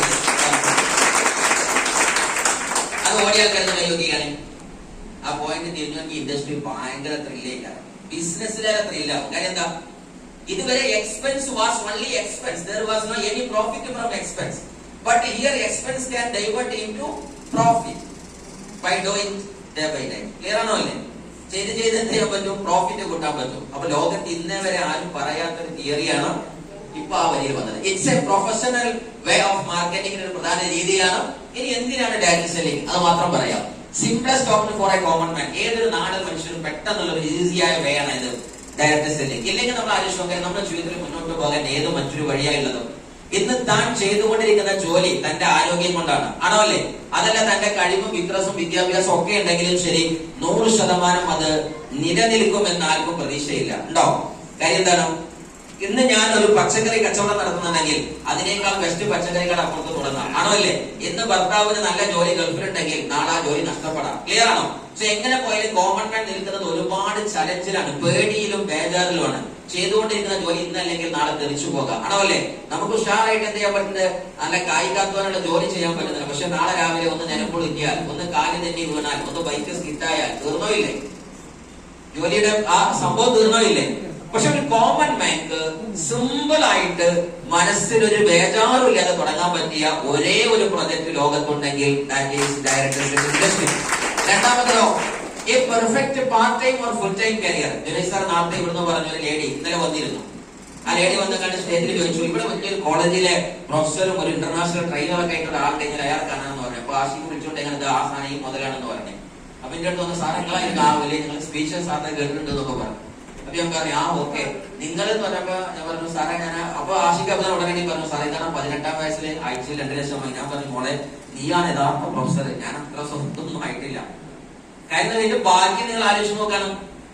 18-ലും 19-ലും നിൽക്കുന്ന ഡിഗ്രി ഫസ്റ്റ് ഇയർ പഠിക്കുന്ന ഒരു പെൺകുട്ടിക്ക് ആഴ്ച വരുമാനം 2 ലക്ഷം ആകുമ്പോ 2 ലക്ഷത്തിലല്ല അതിന്റെ ബ്യൂട്ടി. 18-ാം വയസ്സിലെ ആഴ്ച വരുമാനം 2 ലക്ഷം വാങ്ങിയവരാണ് ഞാൻ എന്നുള്ളതാണ് അതിലെ ഏറ്റവും വലിയ സക്സസ്. നമ്മളെ ജന്മത്തെ ചിന്തിക്കുമ്പോൾ തല ഇറങ്ങുന്നുണ്ട്. ആണോ അല്ലേ? ആഴ്ചയിൽ 2 പറയുമ്പോ തന്നെ ഇപ്പൊ തന്നെ നമ്മൾ അൽമാസം കൊണ്ടുകൊണ്ടിരിക്കും. കാരണം താങ്കളുടെ കാലിബറിലേക്ക് ആരെത്തിയിട്ടില്ല, നമ്മളെ ഹാർട്ട് എത്തിയിട്ടില്ല. ഇങ്ങനത്തെ പിള്ളേരെ ജയിക്കുക, ജീവിതത്തിൽ ജയിക്കുന്ന ആളുകൾ അന്തം വിട്ട് ചിന്തിക്കുകയും ഓഡാസിറ്റി ഓഫ് ദ ഡ്രീം, സ്വപ്നത്തിന്റെ അങ്ങേതല കാണുന്നവരാ. ആ കുട്ടിയെ സംബന്ധിച്ച് അങ്ങനത്തെ കോൺഫിഡൻസ് കിട്ടിയില്ലേ? ഇത് വേണ്ട. ആ കുട്ടിയുടെ ക്ലാസ്സിലും നാട്ടിലും പരിചയത്തിലും അറിയുന്ന ആൾക്കാർക്കൊക്കെ എന്ത് ധൈര്യം കിട്ടി? ഞാനും ഒരുപാട് വളരാനുണ്ട്. ഈ ഒരു പോയിന്റ് കിട്ടിയോ ഇല്ലേ? അതല്ലേ 2,18,000 കടി പോയത്. ആണോ ഇല്ലേ? സോ സീരിയസ്ലി ഞാൻ അഭിമാനത്തോടെ സ്നേഹത്തോടെ നന്ദി പറഞ്ഞു. സോ ഒരു പാർട്ട് ടൈം കരിയർ ആയിട്ട് എടുക്കാം. നിങ്ങളോട് ഞാൻ ഒന്നും കൂടി പറയാണ്, വിദേശ രാജ്യങ്ങളിലേക്ക് പല ജോലിയിലേക്കും അവർ റിക്രൂട്ട് ചെയ്ത് കമ്പനീന്റെ മുമ്പിൽ ഇന്റർവ്യൂവിൽ ഇരിക്കുമ്പോ പല രാജ്യത്തും ആളുകൾ പറയാറുണ്ട് അത്രേ എനിക്ക് ഉച്ചവരെയുള്ള ജോലി മതി സാറേ കമ്പനിയിൽ. അപ്പൊ ചോദിക്കും ഉച്ചയ്ക്ക് ശേഷം എന്താണ്? ഇറ്റ് മീൻസ് ഹാഫ് ഡേ എനിക്ക് മതി, ബാക്കി എനിക്ക് എന്തെങ്കിലും ചെയ്യാന്ന്. അങ്ങനെ ആൾക്ക് ചോദിക്കുമ്പോൾ ഇന്റർവ്യൂ ബോർഡിനോട് അവരുടെ ആളുകൾ പറയുന്ന വാക്ക് ഞാൻ ഹാഫ് ഡേ കമ്പനിയിൽ ഉണ്ടാകും, ബാക്കി ഹാഫ് ഡേ ഏത് ചെയ്യാൻ പോകണം? ഡയറക്ട് സെല്ലിംഗ് ഇൻഡസ്ട്രി ചെയ്യാൻ പോകുക എന്നതാണ് വിദേശ രാജ്യത്ത് പറയുന്നത്. നമ്മളോ നീ കുടുങ്ങിയില്ലേ? ഇത് കുടുങ്ങിയവന്റെ പരിപാടി ഏത്? സത്യം പറഞ്ഞാൽ അതാണ് നമ്മളെ ഭാഗ്യം. ആണോ അല്ലേ? ഈ ചലഞ്ച് നമുക്ക് ഭാഗ്യമാണോ അല്ലേ? ലോകത്തെ ചലഞ്ചിലെ നമ്മൾ വളരുള്ളൂ. ആണോ അല്ലേ? എതിർക്കുന്നിടത്താണ് സാധ്യതയുള്ളത്. ആണോ അല്ലേ? സീരിയസ്ലി നമ്മൾ അഭിമാനത്തോടെ അത്. മറ്റൊന്നാണ് എക്സ്ട്രാ ഇൻകം. എന്താ എക്സ്ട്രാ ഇൻകം? ചെയ്യുന്ന വരുമാനത്തോടു കൂടെ അഡീഷണൽ ആയ ഒരു ഇൻകം കൂടി നല്ലതല്ലേ, ഒരു ബാക്കപ്പ് ഇൻകം നല്ലതല്ലേ? നമ്മൾ ആലോചിച്ചൊക്കെ 4 ടയറുള്ള കാറ്, പുതിയ വണ്ടി ഇറങ്ങാണ്, MRF ടയറാ പുതിയത്. ഇപ്പൊ ഇവിടെ കുറെ ആൾക്കാരല്ലേ കാർ അച്ചീവ്മെന്റ് നടത്തിയ ആൾക്കാരൊക്കെ നല്ലൊരു കയ്യിൽ കാർ അച്ചീവേഴ്സ് കൊടുക്കാം. ആ അച്ചീവ്മെന്റ് നടത്തിയ ആൾക്കാരെ ചോദിച്ചു നോക്കാം, പുതിയ കാർ ഇറങ്ങുമ്പോ 5ാമത്തെ ഒരു ടയർ അതിന്റെ ബാക്കിൽ ഫിറ്റ് ചെയ്തിട്ടുണ്ടാവും. ഉണ്ടാവില്ലേ? എന്തിനാണ്? ആ ടയർ കേടുന്നു പോകണം. പിന്നെ എന്തിനാ 5ാമത്തെ ടയർ? വണ്ടി ഇറങ്ങുന്നുള്ളല്ലോ. എന്തിനാണ്? അഥവാ 4ൽ ഏതെങ്കിലും ഒരു ടയറിന് എന്തെങ്കിലും പറ്റിയാൽ, മോനെ ഈ ടയർ ഉണ്ടായിക്കോട്ടെ, നിനക്കൊരു സ്റ്റെപ്പിന്. ക്ലിയർ ആണോ അല്ലേ? അവനാൻ ചെയ്യുന്ന ജോലി എന്തെങ്കിലും പറ്റിയാൽ അഥവാ ഒരു സ്റ്റെപ്പിന് ഏത് ജോബാണ് അത് പറ. ചിന്തിക്കൂല. എന്താ കാരണം? അങ്ങനെ വലിയ ക്ലാസ് എടുത്തിട്ടില്ല. അങ്ങനെ മുത്തശ്ശൻ ക്ലാസ് എടുത്ത് പറയണ്ടേ? അതുകൊണ്ടാണ് നിങ്ങളെ ഇങ്ങോട്ട് ടൈഗേഴ്സ് ഓഫ് ലേസ് വിളിച്ചത്. ഈ ക്ലാസ് പറയാനാണ്. You must have an additional income. മറ്റൊന്നാണ് എക്സ്ട്രാ ടൈം. എക്സ്ട്രാ ടൈം എന്ന് പറഞ്ഞാൽ ഇപ്പൊ എന്റെ വൈഫ്, പിന്നെ ഞാൻ അടുത്ത കാലത്ത് ഒരാൾക്ക് ട്രെയിനിങ് ഇതേമാതിരി കൊടുത്ത സമയത്ത് വൈഫ് പറഞ്ഞു, അവളുടെ ഫാദർ പച്ചക്കറിയുടെ മേഖലയിൽ അറിയപ്പെട്ട കച്ചവടക്കാരാണ്. മൊത്തം ഫാമിലീസും പച്ചക്കറിക്കാരെന്ന് അവരെ അറിയപ്പെടലെന്നെ. എല്ലാവരും പച്ചക്കറി കച്ചവടം. പക്ഷെ നിങ്ങൾ ആലോചിച്ച് നോക്കുക, എല്ലാ കച്ചവടം നടത്തുന്ന ആൾക്കാരും ഏകദേശം കടയിലെ ജോലിക്കാരൻ 8 മണിക്കും 9 മണിക്കും അവനാന്റെ ബസ് അനുസരിച്ച് പോകും. ആണല്ലേ? പക്ഷെ മുതലാളിയോ എല്ലാ പെട്ടിയും തട്ടിക്കൊട്ടി കരട്ടാക്കി ഉള്ളിലേക്ക് വെച്ച് സട്ടറിട്ട് പോകുന്ന സമയത്ത് അങ്ങാടിന്റെ ഒരു പട്ടി പോലും ഉറങ്ങാത്തുണ്ടാവില്ല. ക്ലിയർ ആണോ അല്ലേ? അത് തിരിച്ച് അങ്ങാടിക്ക് എപ്പോഴാണ് വരിക? സുബഹി വെള്ളം കയറുന്നതിന് മുമ്പ് 4 മണിക്ക് തിരിച്ച് അങ്ങാടിക്ക് വരും. ആണല്ലേ? എത്ര കാലം തുടങ്ങിയിട്ട്? അയാൾ ഏതെങ്കിലും കല്യാണമോ ഏതെങ്കിലും ആഘോഷങ്ങളോ ആത്മാർത്ഥമായിട്ട് ആസ്വദിച്ചിട്ടുണ്ടെന്ന് തോന്നുന്നുണ്ടോ? നിങ്ങൾ മുതലാളിമാരുടെ മൊബൈൽ നോക്കുകയാണെങ്കിൽ 100 രൂപ ക്രെഡിറ്റ് ആയിട്ടുണ്ട്, നന്ദിയുണ്ടേ. അപ്പൊ മനസ്സിലാക്കുന്ന ബിസിനസ്മാൻ ആണ്. അപ്പൊ നിസ്കാരത്തിൽ ചിലപ്പോൾ അങ്ങനത്തെ സൗണ്ടാക്കാൻ ശ്രദ്ധിക്കും. നമ്മള് കേട്ടില്ല? കല്യാണത്തിനൊക്കെ പോയ നമ്മള് കാണുന്നത് ഇയാൾക്ക് ആ ബേജാറിൽ എന്ത് ചെയ്താണ്, പെട്ടെന്ന് ഡ്രസ്സ് പാഞ്ഞിട്ടാണ് വന്നതാണ്. ചോറ് ചോദിക്കുന്ന സമയത്താണ് 100 രൂപ ഗൂഗിൾ പേയിൽ ക്രെഡിറ്റ് ആയിട്ട് നന്ദിയുണ്ടേ. അപ്പൊ എനിക്ക് മനസ്സിലാവും ഏതൊരു കച്ചവടക്കാരനാണ്. ഇതുണ്ടോ ഇല്ലേ? ആ എന്ത് ജീവിതമായിട്ട് നോ ടൈം. തന്റെ മക്കളെ കൂടെ ഉല്ലസിക്കാൻ സമയമില്ല. ഈ പിതാവ് രാവിലെ ഇറങ്ങുമ്പോ 5 മണിക്ക് ഇറങ്ങുമ്പോ, അല്ലെങ്കിൽ ഈ ചേട്ടൻ രാവിലെ 6 മണിക്ക് ഇറങ്ങുമ്പോ കുട്ടികൾ നല്ല ഉറക്കിലാണ്. ആണോ അല്ലേ? പാപ്പ തിരിച്ചു വരുന്നത് രാത്രി 10 മണിക്കാണ്. ഈ കുട്ടീന്റെ ചിരിയും കളി പാപ്പ കൊണ്ടു. ശരിക്കും ആലോചിച്ചു, ജീവിതത്തിന് എന്താ അർത്ഥമുള്ളത്? KKPP ലൈഫാ. വിളിക്കുന്ന സമയത്ത് അപ്പ പോകണം. ആ സമയത്ത് ജീവിതത്തിൽ ഞാൻ ജീവിച്ചിരിക്കുക ദൈവമേ എന്ന് പറഞ്ഞ കാര്യമുണ്ടോ? സോ ഒരേ സമയത്ത് ടൈമും അതേ സമയത്ത് വെൽത്തുമുള്ള ഒരു ഇൻഡസ്ട്രിയാണ് ദാറ്റ് ഈസ് ഡയറക്ട്. മറ്റൊന്ന് ഫൈനാൻഷ്യൽ ഫ്രീഡം. എന്തും നമുക്ക് ഫ്രീഡം. ബില്ല് നോക്കാതെ പർച്ചേസ് ചെയ്യാം. താല്പര്യമുള്ള കഴിയൊക്കെയാണ് ബില്ല് നോക്കാതെ പർച്ചേസ് ചെയ്യാം. ഇതൊരു രസമാണല്ലേ? ഇന്ന് നമ്മൾ ഹോട്ടലിൽ പോയാൽ തന്നെ അതിന്റെ കാർഡിൽ നമ്മൾ വലത്തേ ഭാഗം നോക്കുന്നത് അല്ലെ? അൽഫാമ് തന്തൂരി ഒന്നും നോക്കൂല. അത് ഇങ്ങനൊരു നോട്ടാണ്. 2 പീസ് 150, 4 പീസ് 160, മറ്റേത് 150, 150 4 ആൾക്കാർ. ഇങ്ങനത്തെ സാധനം നോക്കല്. അപ്പോഴേക്കാളും നമ്മൾ കാണുന്നത് 4 കോഫി. 4 കോഫി 150 വേണ്ട, അത് വേണ്ട, നേരെ വേണം. നമ്മൾ നോക്കി വന്നാണ് നോക്കിയത് ചിക്കൻകാരെന്ന് വിചാരിച്ചത്. നോക്കുമ്പോൾ 4 കോഫി എന്നാണ്. അവിടുത്തെ ക്യാപ്പുച്ചിനോ കോഫി എന്നൊക്കെ കാണുന്നത്. ആണല്ലേ? ഭയങ്കര. ഇപ്പൊ അടുത്ത കാലത്ത് ഞാനും വൈഫും കൂടെ ഇവിടെ ഒരു ഫുഡ് കഴിക്കാൻ കഴിയും. നമ്മളെ കോട്ടക്കന്ന് സത്യ ഹോട്ടലിന് നേരെ ഇറങ്ങിയപ്പോഴത്തെ ഒരു സാധനമുണ്ട്. നമ്മളുടെ ചങ്കുവട്ടി ഭാഗത്ത്. എന്തായാലും പേര് സൂപ്പർ. എന്താ പറയാ, ഒരു ഐറ്റംസ് സാധനല്ലേ?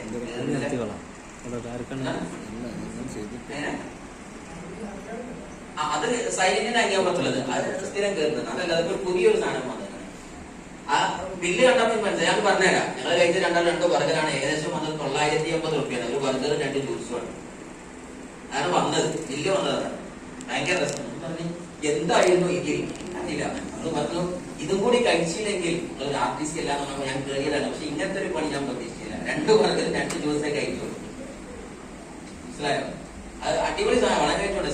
സത്യ ഹോട്ടലിൽ തൊട്ട് ഇങ്ങാപ്പുറത്ത്, അതായത് നമ്മൾ അൽമാസക്കാണ് കയറുന്നതിന് ഇങ്ങാപ്പുറത്ത് ഒരു ഇതാണ്. ഞങ്ങൾ കയറുമ്പോൾ നോക്കിയാണ് ബില്ലങ്ങൾ ആദ്യം നോക്കിയാണ്. ഇതേമാതിരി വലിയ റേറ്റൊക്കെ നോക്കിയാണ്. ഞാൻ പറയുന്നത് വേണ്ടതെന്താന്ന് ചോദിച്ചാൽ, ഇതൊക്കെയാണ് ലോകം. ആണോ അല്ലേ? മനസ്സറിഞ്ഞ ഒരു സാധനം പർച്ചേസ് ചെയ്യാൻ കഴിയും. ആണോ അല്ലേ? സീരിയസ്ലി അതൊക്കെ ഒന്ന് മാറണ്ടേ? ഒന്ന് സന്തോഷത്തോടെ ജീവിക്കണ്ടേ? മക്കൾക്ക് ഇഷ്ടമുള്ള സാധനം വാങ്ങിക്കൊടുക്കണ്ടേ? ഉമ്മാക്കും ബാപ്പാക്കും അച്ഛനമ്മമാർക്ക് എത്ര കഷ്ടപ്പെട്ട് അവര് നമ്മളെ നോക്കി കല്യാണം പറഞ്ഞേച്ചു പലതും ചെയ്തു.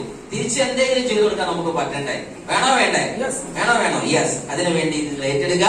അവിടെയാണ് ഞാൻ ഈ സ്ലൈഡ് ഒരാളെ കാണിച്ചപ്പോ ഒരു വലിയ എഡ്യൂക്കേറ്റഡ് ആകുന്ന മനുഷ്യൻ ഈ സ്ലൈഡിന്റെ ഈ തലമതിനെ നോക്കിയിട്ട് പറഞ്ഞു, 1998 ഇൻഡസ്ട്രി ഉണ്ടല്ലേ എന്നാണ് ഇത് ഈ വര തുടങ്ങുന്നത്. 98 മുതൽ 2015 വരെ നെറ്റ് കൂടിയാണ് കഴിഞ്ഞു വന്നത്. 15 എന്നൊരു പൊന്തൽ ഇങ്ങനെ, ഈ പൊന്തലിന്റെ പൊസിഷനിലാണ് മൈ ലൈഫ് സ്റ്റൈൽ ലോഞ്ച് ചെയ്തിരിക്കുന്നത്. അറിയോ?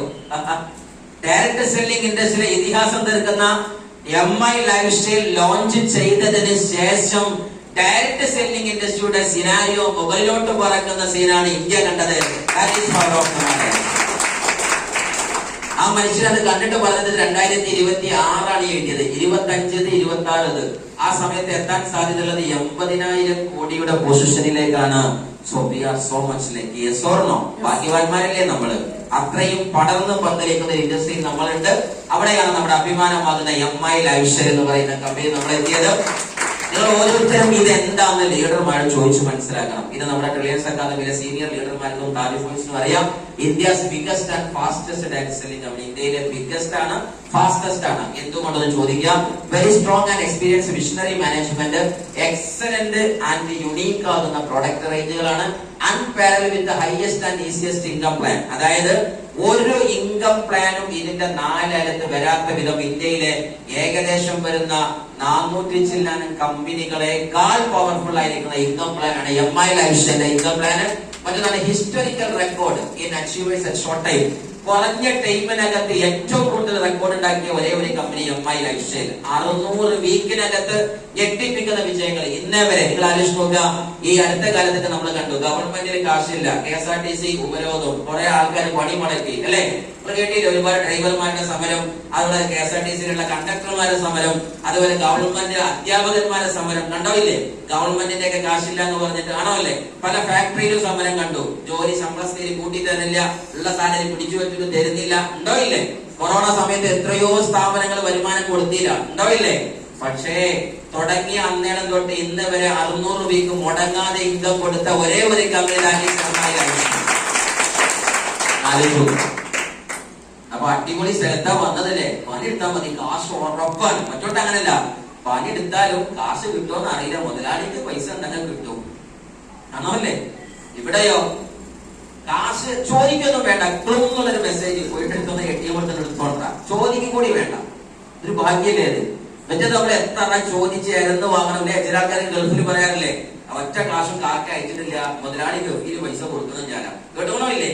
ഇവിടെയോ പൈസ എടുത്താൽ ആദ്യം പേരിക്കാണ് അയച്ചു തരും, ചോദിക്കും കൂടി വേണ്ട. That is power of MI life style. More than 10 years, 10 വർഷക്കാലം ഒരു പ്രശ്നം പോലും വരാതെ എല്ലാത്തിനും അപ്ഡേഷനുള്ള നെക്സ്റ്റ് IT ആയുർവേദയായിട്ട് കടന്നു വന്നിരിക്കുന്നു. ദെൻ അവിടെയാണ് നിങ്ങൾ നല്ല കമ്പനിയിൽ വിശ്വസിക്കുക. നല്ല കമ്പനി, ഒന്ന്, ഒരു കമ്പനി ഞങ്ങൾ ചൂസ് ചെയ്യുമ്പോൾ ഈ കാര്യങ്ങൾ ഉണ്ടോ നോക്കുക. രജിസ്റ്റർ ആണോ, ഫോളോയിങ് ഗവൺമെന്റ് ഗൈഡ് ലൈൻ ഉള്ളതാണോ, ട്രേഡ് യൂണിയനിൽ ഉണ്ടോ, അതേപോലെ തന്നെ റീപർച്ചേസബിൾ പ്രൊഡക്റ്റ് ആണോ ആ കമ്പനിക്കുള്ളത്. അതായത് വീണ്ടും വീണ്ടും ജനം വാങ്ങിക്കൊണ്ടേ ഇരിക്കണം.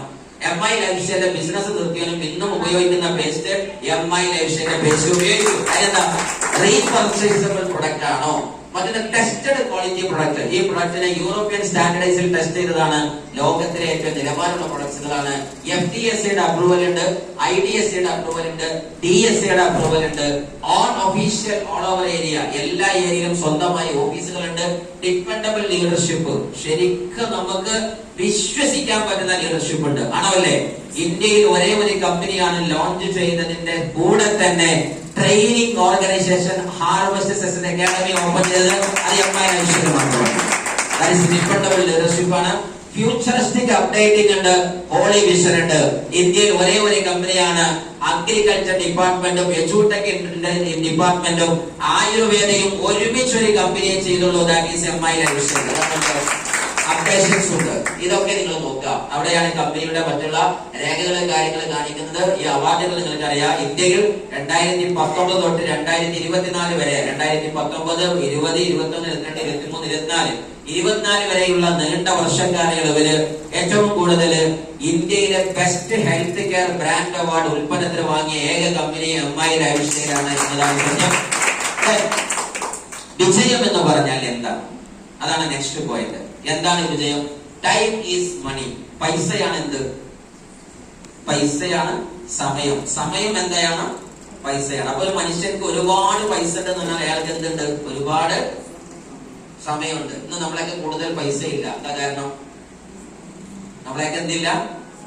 ഒരുപാട് എത്ര സമയം നിങ്ങളെങ്കിലും ഇപ്പോ 24 മണിക്കൂർ ആണോ അല്ലേ? നിങ്ങളുടെ വർക്കിന് വേണ്ടി നിങ്ങളുടെ കയ്യിലുള്ളത് എത്ര മണിക്കൂറാണ്? 24 മണിക്കൂർ. യൂസുഫലിന്റെ കയ്യിലോ 65,000 ആൾക്കാർ ഇൻറ്റു 24 മണിക്കൂറാണ് യൂസുഫലിന്റെ ഒരു ദിവസം. അപ്പൊ യൂസുഫലിന്റെ കുറെ പൈസ ഉണ്ട്. എന്താ കാരണം? 65,000 ആൾക്കാരുടെ സമയം ആര് തന്നെയാണ്? മനസ്സിലായോ? മിസ്റ്റർ മുകേഷ് അംബാനിയുടെ കയ്യിൽ എത്ര ആളെ സമയമുണ്ട്? 3,95,000 വരുന്ന ആൾക്കാരുടെ സമയം ആരെങ്കിലുണ്ട്? നമ്മളൊക്കെ ആകെ ആരെ സമയമുള്ളൂ? എന്റെ ഓറകിൽ ഒരു ചേച്ചിയുണ്ട്, എന്റെ ഓറകുറ്റിൽ ഒരു ചേട്ടനുണ്ട്, രണ്ടാളെ സമയമുള്ളൂ. അതാ പ്രശ്നം. അപ്പൊ ഈ പൈസ കൂട്ടാൻ എന്താ കാട്ടുക? പൈസ കൂട്ടാൻ എന്താ കാട്ടുക? സമയം കൂട്ടുക. സമയം കൂട്ടാൻ എന്താ കാട്ടുക? പറയും. സമയം കൂട്ടാൻ എന്താ കാട്ടും? ഒരുപാട് ആൾക്കാർ എന്ത് ചെയ്യാ? ജോയിൻ ചെയ്യിപ്പിച്ചിട്ട് ലീഡർഷിപ്പിലേക്ക് കൊണ്ടുവരാം. ഐഡിയ തിരിഞ്ഞോ? അതാണ് time is equal to money എന്ന് പറയുന്നത്. ഇതായിരുന്നു പണ്ടെങ്കിൽ. ഇനി അങ്ങോട്ട് നമ്മൾ കാണാൻ പോകുന്നത്, പണ്ട് കാലത്ത് അത് സ്കില്ലായിരുന്നെങ്കിൽ ഇന്ന് സമയമാണ് എന്നത് പറയുന്നു. ഇവിടെയാണ് നിങ്ങൾക്ക് താല്പര്യമുണ്ടോ? ഒറ്റ ചോദ്യം. ഒരു അഡീഷണൽ ഇൻകം താല്പര്യമുണ്ടോ? കൈവക്കുക. ഒരു അഡീഷണൽ ഇൻകം താല്പര്യമുണ്ടോ? അടുത്ത ചോദ്യം, ഫൈനാൻഷ്യൽ സെക്യൂരിറ്റി താല്പര്യമുണ്ടോ? എന്താ ഫൈനാൻഷ്യൽ സെക്യൂരിറ്റി? ഈ വരുമാനം നശിക്കൂല, അങ്ങനെ ഒരു ഉറപ്പ്. മറ്റെന്ത് വരുമാനവും നമ്മൾ ഗൾഫിൽ ആൾക്കാരെ ചോദിച്ചു നോക്കിയാ, പണ്ട് ഞാൻ ഹോട്ടലിലെ പണിയായിരുന്നു, പിന്നെ ഞാൻ ദുബായിൽ പോയി, അതിന്റെ ശേഷം നാട്ടിൽ വന്നു, പിന്നെ സിമെന്റ് പണിക്കാരെ കൂടെ പോയി, അതിന്റെ ശേഷം പിന്നെ ഖത്തറിൽ പോയി, പിന്നെയും തിരിച്ചു വന്നു, ലോഡ് പണിക്കാരെ കൂടെ പോയി, പിന്നെയും തിരിച്ചു വന്നു, ചെന്നൈയിൽ ചായക്കടി പോയി, അതിന്റെ ശേഷം പിന്നെ തിരിച്ചു വന്നു. ഗുണങ്ങള്. അപ്പൊ വരുമാനത്തിന് വല്ല സ്ഥിരതയുണ്ടോ? ഇയാൾ ദുനിയാവായ മൊത്തം കറങ്ങികളെ എന്താ കഴിക്കുന്നത്? ഒന്നുമില്ല. മനസ്സിലായോ? നേരെ മറിച്ച് സെക്യൂരിറ്റി ഉള്ള ഒരു ഇൻകം താല്പര്യം ഉണ്ടോ? ഇല്ലേ? ആ ഇൻകം വന്നു തുടങ്ങിയാൽ അവിടെ പിന്നെ കാലാകാലം വന്നുകൊണ്ടിരിക്കും. കടലിൽ മോട്ടോർ വെച്ച പോലെ. ആ വെള്ളം പറ്റൂലല്ലോ. ഇല്ല. ഇതേ താല്പര്യം ആർക്കെങ്കിലുണ്ടോ? അവർക്കുള്ള ഉത്തരവാണ് ലക്ഷ്യം. ഹെൽത്ത്, നല്ലൊരു താല്പര്യം ഉണ്ടോ? നല്ല ജീവിതത്തിൽ ആരോഗ്യം. നിങ്ങൾ ആലോചിക്കുക, ഡയബറ്റിക് എന്ന് പറയുന്നത്, നിങ്ങൾ ആലോചിക്കുക, രോഗം വന്നവർക്ക് ഡയബറ്റിക് ഒരു വലിയ രോഗമാണെങ്കിലും അതിന്റെ ചികിത്സ നിങ്ങൾ ശരിക്കും ആലോചിക്കുക. 2025 എന്ന വർഷം ഏതാണ്? ഈ വർഷമാണ്. എത്ര ആൾക്കാർ ഡയബറ്റിക്കിന്റെ രോഗിയാവുന്ന പറഞ്ഞത്? 7 കോടി ആളുകൾ ഏത് രോഗത്തിന് അടിമപ്പെടും? ഡയബറ്റിക്കിന്. ആണോ അല്ലേ? 7 കോടി ഡയബാലൈഫിന്റെ ഉത്തരം എത്ര? നിങ്ങൾ ആലോചിക്കണേ. 7 കോടി ഡയബാലൈഫ്. ഒരു ഡയബാലൈഫ് ഒന്നുമല്ല. ആകെ 1000 ഡയബാലൈഫ് പോയത് നിങ്ങൾക്ക് 2,50,000 കിട്ടും. അല്ലെ 7 കോടി. പറഞ്ഞ മനസ്സിലായോ? ഇത്രയും സിമ്പിളാണ് ഈ ബിസിനസ്. ഇത്രയും സിമ്പിളാണ്. നമ്മൾ ശരിക്കും ചിന്തിക്കുക, ഈ ഡയബറ്റിക് ആകുന്ന വ്യക്തിക്ക് ഡയബാലൈഫ് മാത്രം മതിയാവോ? ഇല്ല, ഉൽപ്പന്നത്തിന് കോമ്പിനേഷൻ ഉണ്ട്. രണ്ടാമത് ഡയബറ്റിക് ആകുന്ന വ്യക്തി ഇന്നർ ഓർഗൻ മൊത്തം തകരാറുമ്പോൾ ഒരുപാട് ഉൽപ്പന്നം പിന്നെ ആവശ്യമുണ്ട്. ആണോ അല്ലേ? അങ്ങനെ എത്ര ഉൽപ്പന്നം അവൻ ബോഡി സർവീസ് ചെയ്യാൻ വാങ്ങണം. രോഗം വന്നവർക്ക് രോഗം എന്താണ്? ഒരു മാറാവ്യാധിയാണ്, പ്രയാസമാണ്. ആ രോഗം മാറ്റാൻ വേണ്ടി പോകുന്ന നമ്മൾക്ക് അത് ബിസിനസ്സാണ്. സ്വർണം ലോകത്തെ ബിസിനസ് എന്ന് പറഞ്ഞാൽ തന്നെ എന്താ? ഒരുത്തർക്ക് വന്ന പ്രശ്നത്തെ പരിഹരിക്കുന്നതിന്റെ പരിഹാരത്തിന്റെ പേരാണ് എന്ത്? ബിസിനസ്. ആണോ അല്ലേ? നിങ്ങൾക്ക് ഇവിടുന്ന് പെട്ടെന്ന് അടുത്ത് ഭക്ഷണം കഴിക്കാൻ പോകാൻ, വീട്ടിൽ പെട്ടെന്ന് പോകാൻ വയ്യ. ഇറങ്ങിയ ഉടനെ നിങ്ങൾക്ക് ചായയോ അല്ലെങ്കിൽ എന്തെങ്കിലുമൊക്കെ സ്നാക്സ് വേണമെന്നുണ്ടെങ്കിൽ ഉടൻ തന്നെ അതിന്റെ പരിഹാരം എടുത്ത ഹോട്ടലിൽ തരും. ആണോ അല്ലേ? അപ്പൊ നിങ്ങൾക്ക് വീട്ടിൽ പോയി ചായ കുടിക്കാൻ സമയമില്ലാത്തവന് പെട്ടെന്ന് ചായ കൊടുക്കാനുള്ള പരിഹാരം ആര് തന്നു? ഹോട്ടലിൽ തന്നു. പ്രശ്നത്തെ പരിഹരിക്കുന്നതിന് എന്ത് വിളിക്കും? ബിസിനസ്സിന് വിളിക്കും. അപ്പൊ ലോകത്തിലെ ഏറ്റവും വലിയ പ്രശ്നം ഏതാ? ലോകത്തിലെ ഏറ്റവും വലിയ പ്രശ്നം ഏതാ? അനാരോഗ്യം. ആരോഗ്യമില്ലാത്ത അവസ്ഥയാണ് ലോകത്തിലെ ഏറ്റവും വലിയ പ്രശ്നം. അപ്പൊ ഏറ്റവും വലിയ പരിഹാരം ആരോഗ്യം.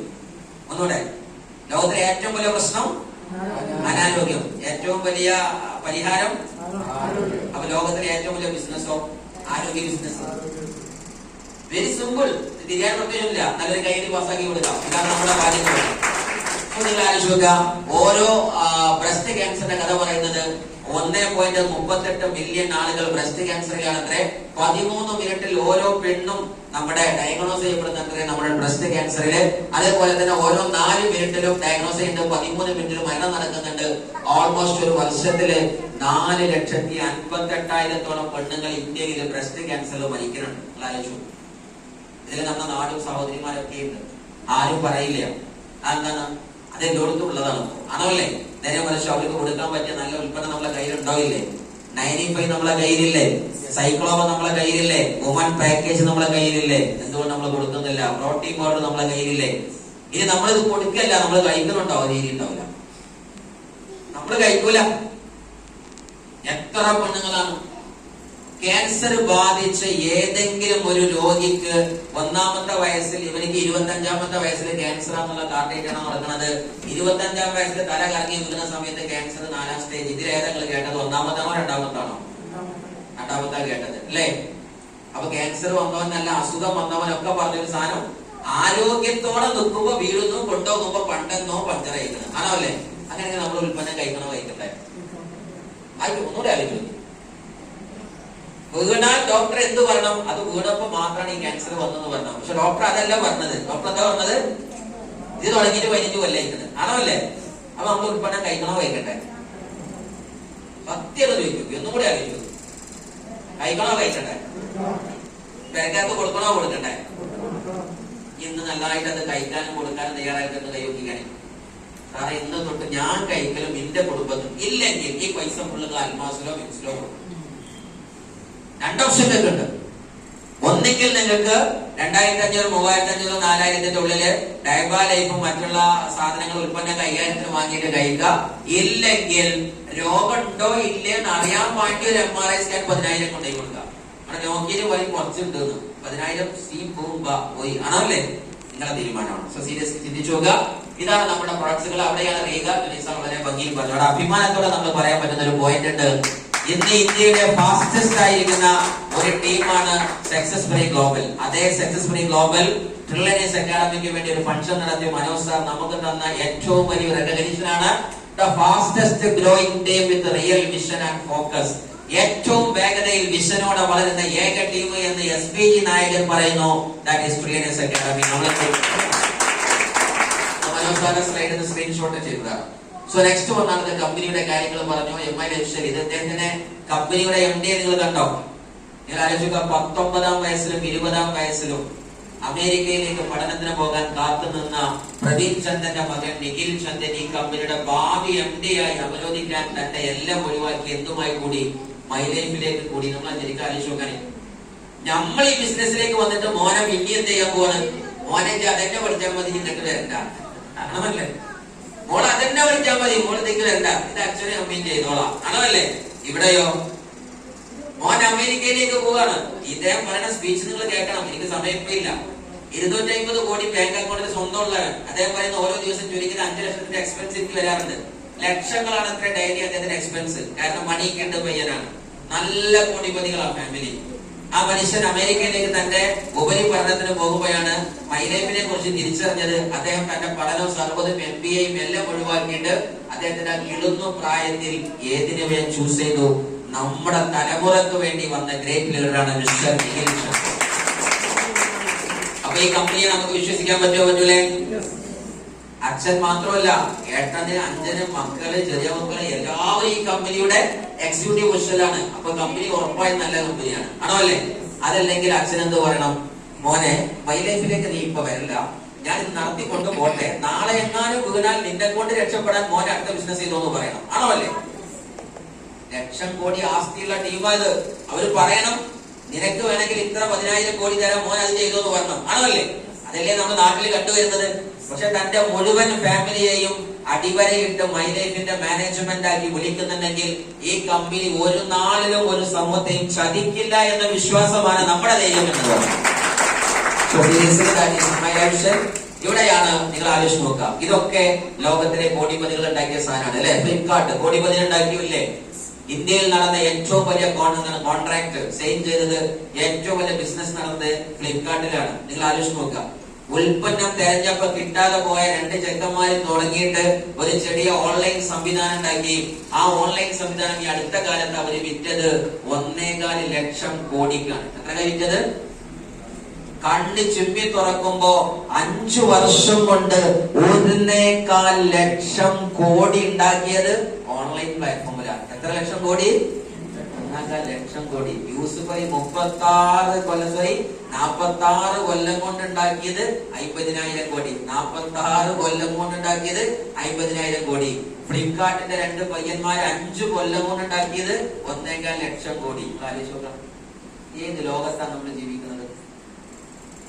നമുക്ക് മറ്റേതേ ഓടുള്ളൂ. ഏത് സാറെ നന്നായി പണിയെടുക്കും, 25 കൊല്ലം ഞാൻ ഹോട്ടൽ നടത്തട്ടെ. അല്ല, ഈ യുഗം അതല്ല. ടെക്നോളജി കൈക്കൊണ്ടോ ഷട്ടപ്പടയുന്ന പരിപാടി ചെയ്യും, ആണോ അല്ലേ?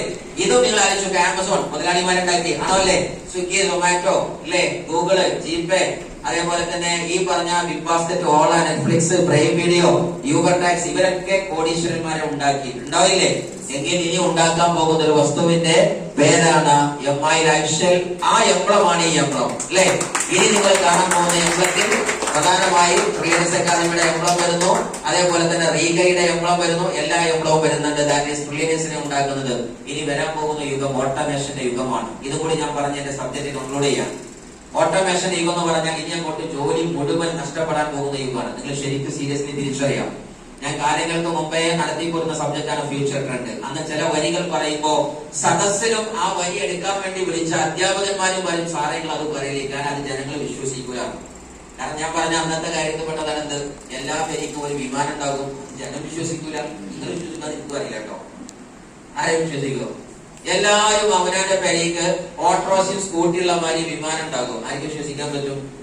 എന്റെ ക്ലാസ് കുറെ കേട്ടോ വിശ്വസിക്കും. എല്ലാവർക്കും എനിക്ക് വട്ടാന്നറിയും. ഞാൻ എല്ലാവരും എന്നെ പറഞ്ഞു കുറെ മുമ്പ് കുറെ ശരിയായി വരുന്നത്, കുറെ ആൾക്കാർ മാറി വരുന്നത്. എഴുതി വെച്ചോന്ന് സംഭവിക്കാനതാ. തെങ്ങമ്മ കയറാൻ റോബോട്ട് വരും, സംശയം ഉണ്ടോ? പാത്രം മോരാൻ റോബോട്ട് വരും, വരൂലേ? വീട്ടടിക്കാനും വീട്ടിലെ പണി ചെയ്യാനും എല്ലാത്തിനും ഇനി എന്തേക്കാനും റോബോട്ടായിരിക്കും. ഒരു സംശയം കരുതണ്ട, നമ്മുടെ ജോലി തെറിക്കും. ഈ റോബോട്ട് വരുന്നു എന്ന് അറിയുമ്പോൾ നല്ലത് സുഖം എന്ന് പറയണ്ട. ഈ ആള് വരുമ്പോ കർമ്മം ചെയ്ത നമ്മളുടെ ജോലി, ഫിസിക്കലി ജോലികളൊക്കെ മാനുവലി ചെയ്തതൊക്കെ എന്ത് ചെയ്യും? ട്രാൻസ്ഫോം ചെയ്യപ്പെടും, മാറ്റപ്പെടും. അവിടെ ആര് കുടിയേറും? ഓട്ടോമേഷനും റോബോട്ടുകളും ആർട്ടിഫിഷ്യൽ ഇന്റലിജൻസും കുടിയേറും. അപ്പൊ നമ്മൾ അഡീഷണൽ ഇൻകത്തിന് മറ്റൊരു വഴി ഇപ്പൊ തന്നെ നോക്കണം, ആണോ അല്ലേ? അതാണ് നിങ്ങൾ ചിന്തിക്കേണ്ടത്. ഈ ലോകത്ത് നിങ്ങൾ ശരിക്കും ആലോചിച്ച് നോക്കുക. ഗൂഗിൾ, നമ്മുടെ പണ്ട് മൊബൈലിന്റെ റീചാർജ് ചെയ്യാൻ കടയുടെ മുമ്പിൽ വരി നിന്നവർ കൈവക്കുക. മൊബൈൽ റീചാർജ് ചെയ്യാൻ ഓരോ മൊബൈൽ ഷോപ്പിന്റെ മുമ്പിൽ ഇങ്ങനെ നിൽക്കുക. വരിക്കാൻ എന്താണ്? അത് കഴിഞ്ഞിട്ട് വേണം എന്റെ കൊടുക്കുക. ഞങ്ങളുടെ അയാൾ എന്ത് ചെയ്യുന്നു? പേര് എഴുതിയിട്ട് 100 രൂപ 50 രൂപയിലേക്ക് അറ്റൻഡ് ചെയ്ത് ചെയ്ത ആൾക്കാരല്ലേ? അച്ഛൻ ആൾക്കാർ ഇതുകൊണ്ട് കൈ നോക്കിയാണ്. ഇപ്പോഴാണ് ഉദാഹരണം മനസ്സിലായത്, ആണോ അല്ലേ? ഇന്ന് ആരാണ് റീചാർജ് ചെയ്യാൻ കടയിൽ പോണത്? അവനാന്റെ ഗൂഗിൾ പേ ചെയ്തൂടെ, ആണോ അല്ലേ? പെരിയിൽ പിള്ളേര് ചെയ്തല്ലോ. ഉമ്മ എപ്പോഴും പോകും എവിടേക്ക്? അമ്മ അപ്പോഴും മൊബൈൽ ഷോപ്പ് പോയിട്ടാണ് മോനെ നീ ഒരു 100 രൂപ കയറ്റി കാണാൻ ഈ ചൗക്ക് എന്ന് പറയുന്നത്. ആ 100 രൂപ ചൗക്ക് കൂടി കുത്തിക്കാറ്റാൻ ചെയ്താൽ 100 കൊടുക്കും ചെറുതാക്കിയിട്ട്. മനസ്സിലായില്ല? അമ്മയുടെ വിചാരത്തിൽ എന്താണ്? 100 രൂപ ചെറുതാക്കിയിട്ട് അരച്ചിക്കാണെങ്കിൽ ചൗക്ക് കുത്തിക്കാറ്റാണ്, അല്ലെ? മോൻ എന്ത് ചെയ്തേലു? ഇവയ്ക്കാണെന്ന് മോനെ നട്ടപ്പാതിരാക്കി ക്ലും 2 വട്ടം പറഞ്ഞാൽ എന്തായി? മൊബൈലിൽ പൈസ, ആണോ അല്ലേ? സ്വാഭാവികമായിട്ടും ഈ ഗൂഗിൾ പേയുടെ സിസ്റ്റം വന്ന സമയത്ത് എന്റെ ജോലി പോയില്ലേ? ഇതേമാതിരി നിങ്ങൾക്ക് മനസ്സിലാക്കുക. ബാക്കിയൊക്കെ നിങ്ങൾ മനസ്സിലാക്കുക. അതുകൊണ്ട് വരാൻ പോകുന്ന ഏറ്റവും വലിയ ഡേഞ്ചർ ആണ് ആളുകളില്ലാത്ത സൂപ്പർ മാർക്കറ്റ്. അതാണ് ആമസോൺ ഗോ മാർക്കറ്റ്. ഇതെങ്ങാനും യൂസുഫലി ഇംപ്ലിമെന്റ് ചെയ്താൽ എത്ര ആൾക്കാരെ ജോലി പോകും?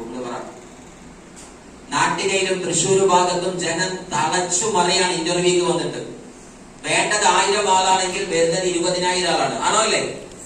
ഈ ആളുകൾ മുഴുവനും പ്രതീക്ഷിക്കുന്നു എനിക്ക് സൂപ്പർ മാർക്കറ്റിൽ ജോലി കിട്ടുമെന്ന്. പക്ഷെ ഈ സിസ്റ്റം യൂസുഫലി ഇംപ്ലിമെന്റ് ചെയ്യാൻ കാത്തിരിക്കുകയായിരിക്കും. കാര്യം എന്താ? ആ ലുലു മാളിൽ ഒരു മനുഷ്യൻ എടുത്തു കൊടുക്കാനുണ്ടാവില്ല. എല്ലാം എന്താണ്? ക്യാമറകളാണ്.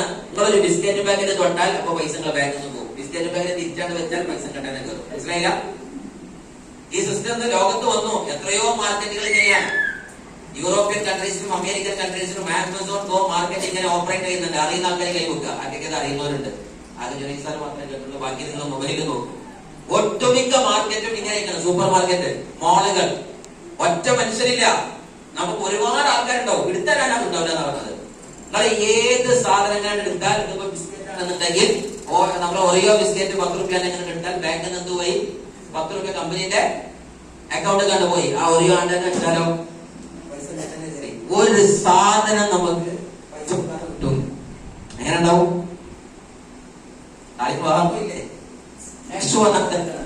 റോബോട്ട് നിങ്ങളുടെ ജോലിയുടെ ബാക്കിലുണ്ട്. നിങ്ങളെ മക്കളെ ജോലി എന്താവട്ടെ, നിങ്ങൾക്ക് വേണ്ടി മക്കൾക്ക് വേണ്ടി വേണം. നിങ്ങളെ കുട്ടികൾ തലമുറയും ഏത് ജോലി പഠിക്കുന്നുണ്ടെങ്കിൽ നാളെ മറ്റന്നാളെ ആ ജോലി തെറിക്കാൻ സാധ്യതയുണ്ട്. ഇന്ന് നമ്മൾ പറയുന്നത് എന്റെ കുട്ടിക്ക് 10A+ ഉണ്ട്, അവൻ +2 ഭയങ്കര മാർക്കാണ്, ഡിഗ്രി ഭയങ്കര ഉഷാറാണ്, ഇപ്പൊ ഇന്നാലിന്റെ ചെന്നൈയിലും അത് ചെയ്യുന്നുണ്ട്, എഞ്ചിനീയറിംഗ് കോളേജിൽ ഇന്നാലിനത് പഠിക്കുന്നുണ്ട്. പക്ഷെ പഠിച്ചിറങ്ങുമ്പോൾ അവർക്ക് ആ ജോലി ഉണ്ടോ? അതാണ് ചോദ്യം. ഇവ ഇപ്പൊ പഠിക്കുന്നുണ്ടോ എന്നുള്ള ചോദ്യമല്ല, ആണോ? ഒരു മനുഷ്യന് ജോലിയിൽ എക്സൈൽ ആകുന്നത് മിനിമം 5, 10, 15, 20. ഇതാണ് 3 കാറ്റഗറി നമുക്ക് പറയാം. ആദ്യത്തെ 5 കൊല്ലം ജോലി പഠിച്ചു വരും. രണ്ടാമത്തേത് 10ാമത്തെ കൊല്ലാകുമ്പോൾ ഏകദേശം ആ ജോലിയുടെ എല്ലാ ചിട്ടവട്ടം തിരിയും. ആണല്ലേ? 15ാം കൊല്ലാകുമ്പോൾ ആ ജോലിക്ക് സമാനമായ അടുത്ത ജോലി കൊടുക്കാൻ അവൻ തുടങ്ങും. 20ാം കൊല്ലാകുമ്പോൾ നല്ല പൈസ കിട്ടാൻ തുടങ്ങും. ആണല്ലേ? പക്ഷെ നിങ്ങൾ ആലോചിക്കുക, നമ്മളെ കുട്ടിയെ ജോലി പഠിച്ചിട്ട് 2026 ഇറങ്ങിയാൽ പിന്നീട് ആ ജോലി സെറ്റ് ആകുമ്പോൾ 35 ആകുമ്പോഴത്തേക്ക് 10 കൊല്ലം ഈ ജോലി ഉണ്ടോ ഇല്ലേ നിങ്ങൾ പഠിക്കേണ്ടത്. ബൾബ് കത്തിയ ആൾക്കാർ ലൈവൊക്കെയാണ്. ബൾബ് കത്തിയ ആൾക്കാര്, ഞാൻ ഈ പറഞ്ഞത് ഓടിയ ആൾക്കാര്, അതാണ് ബൾബ് കത്തുന്നത്. പറഞ്ഞത് കേറുന്നത്.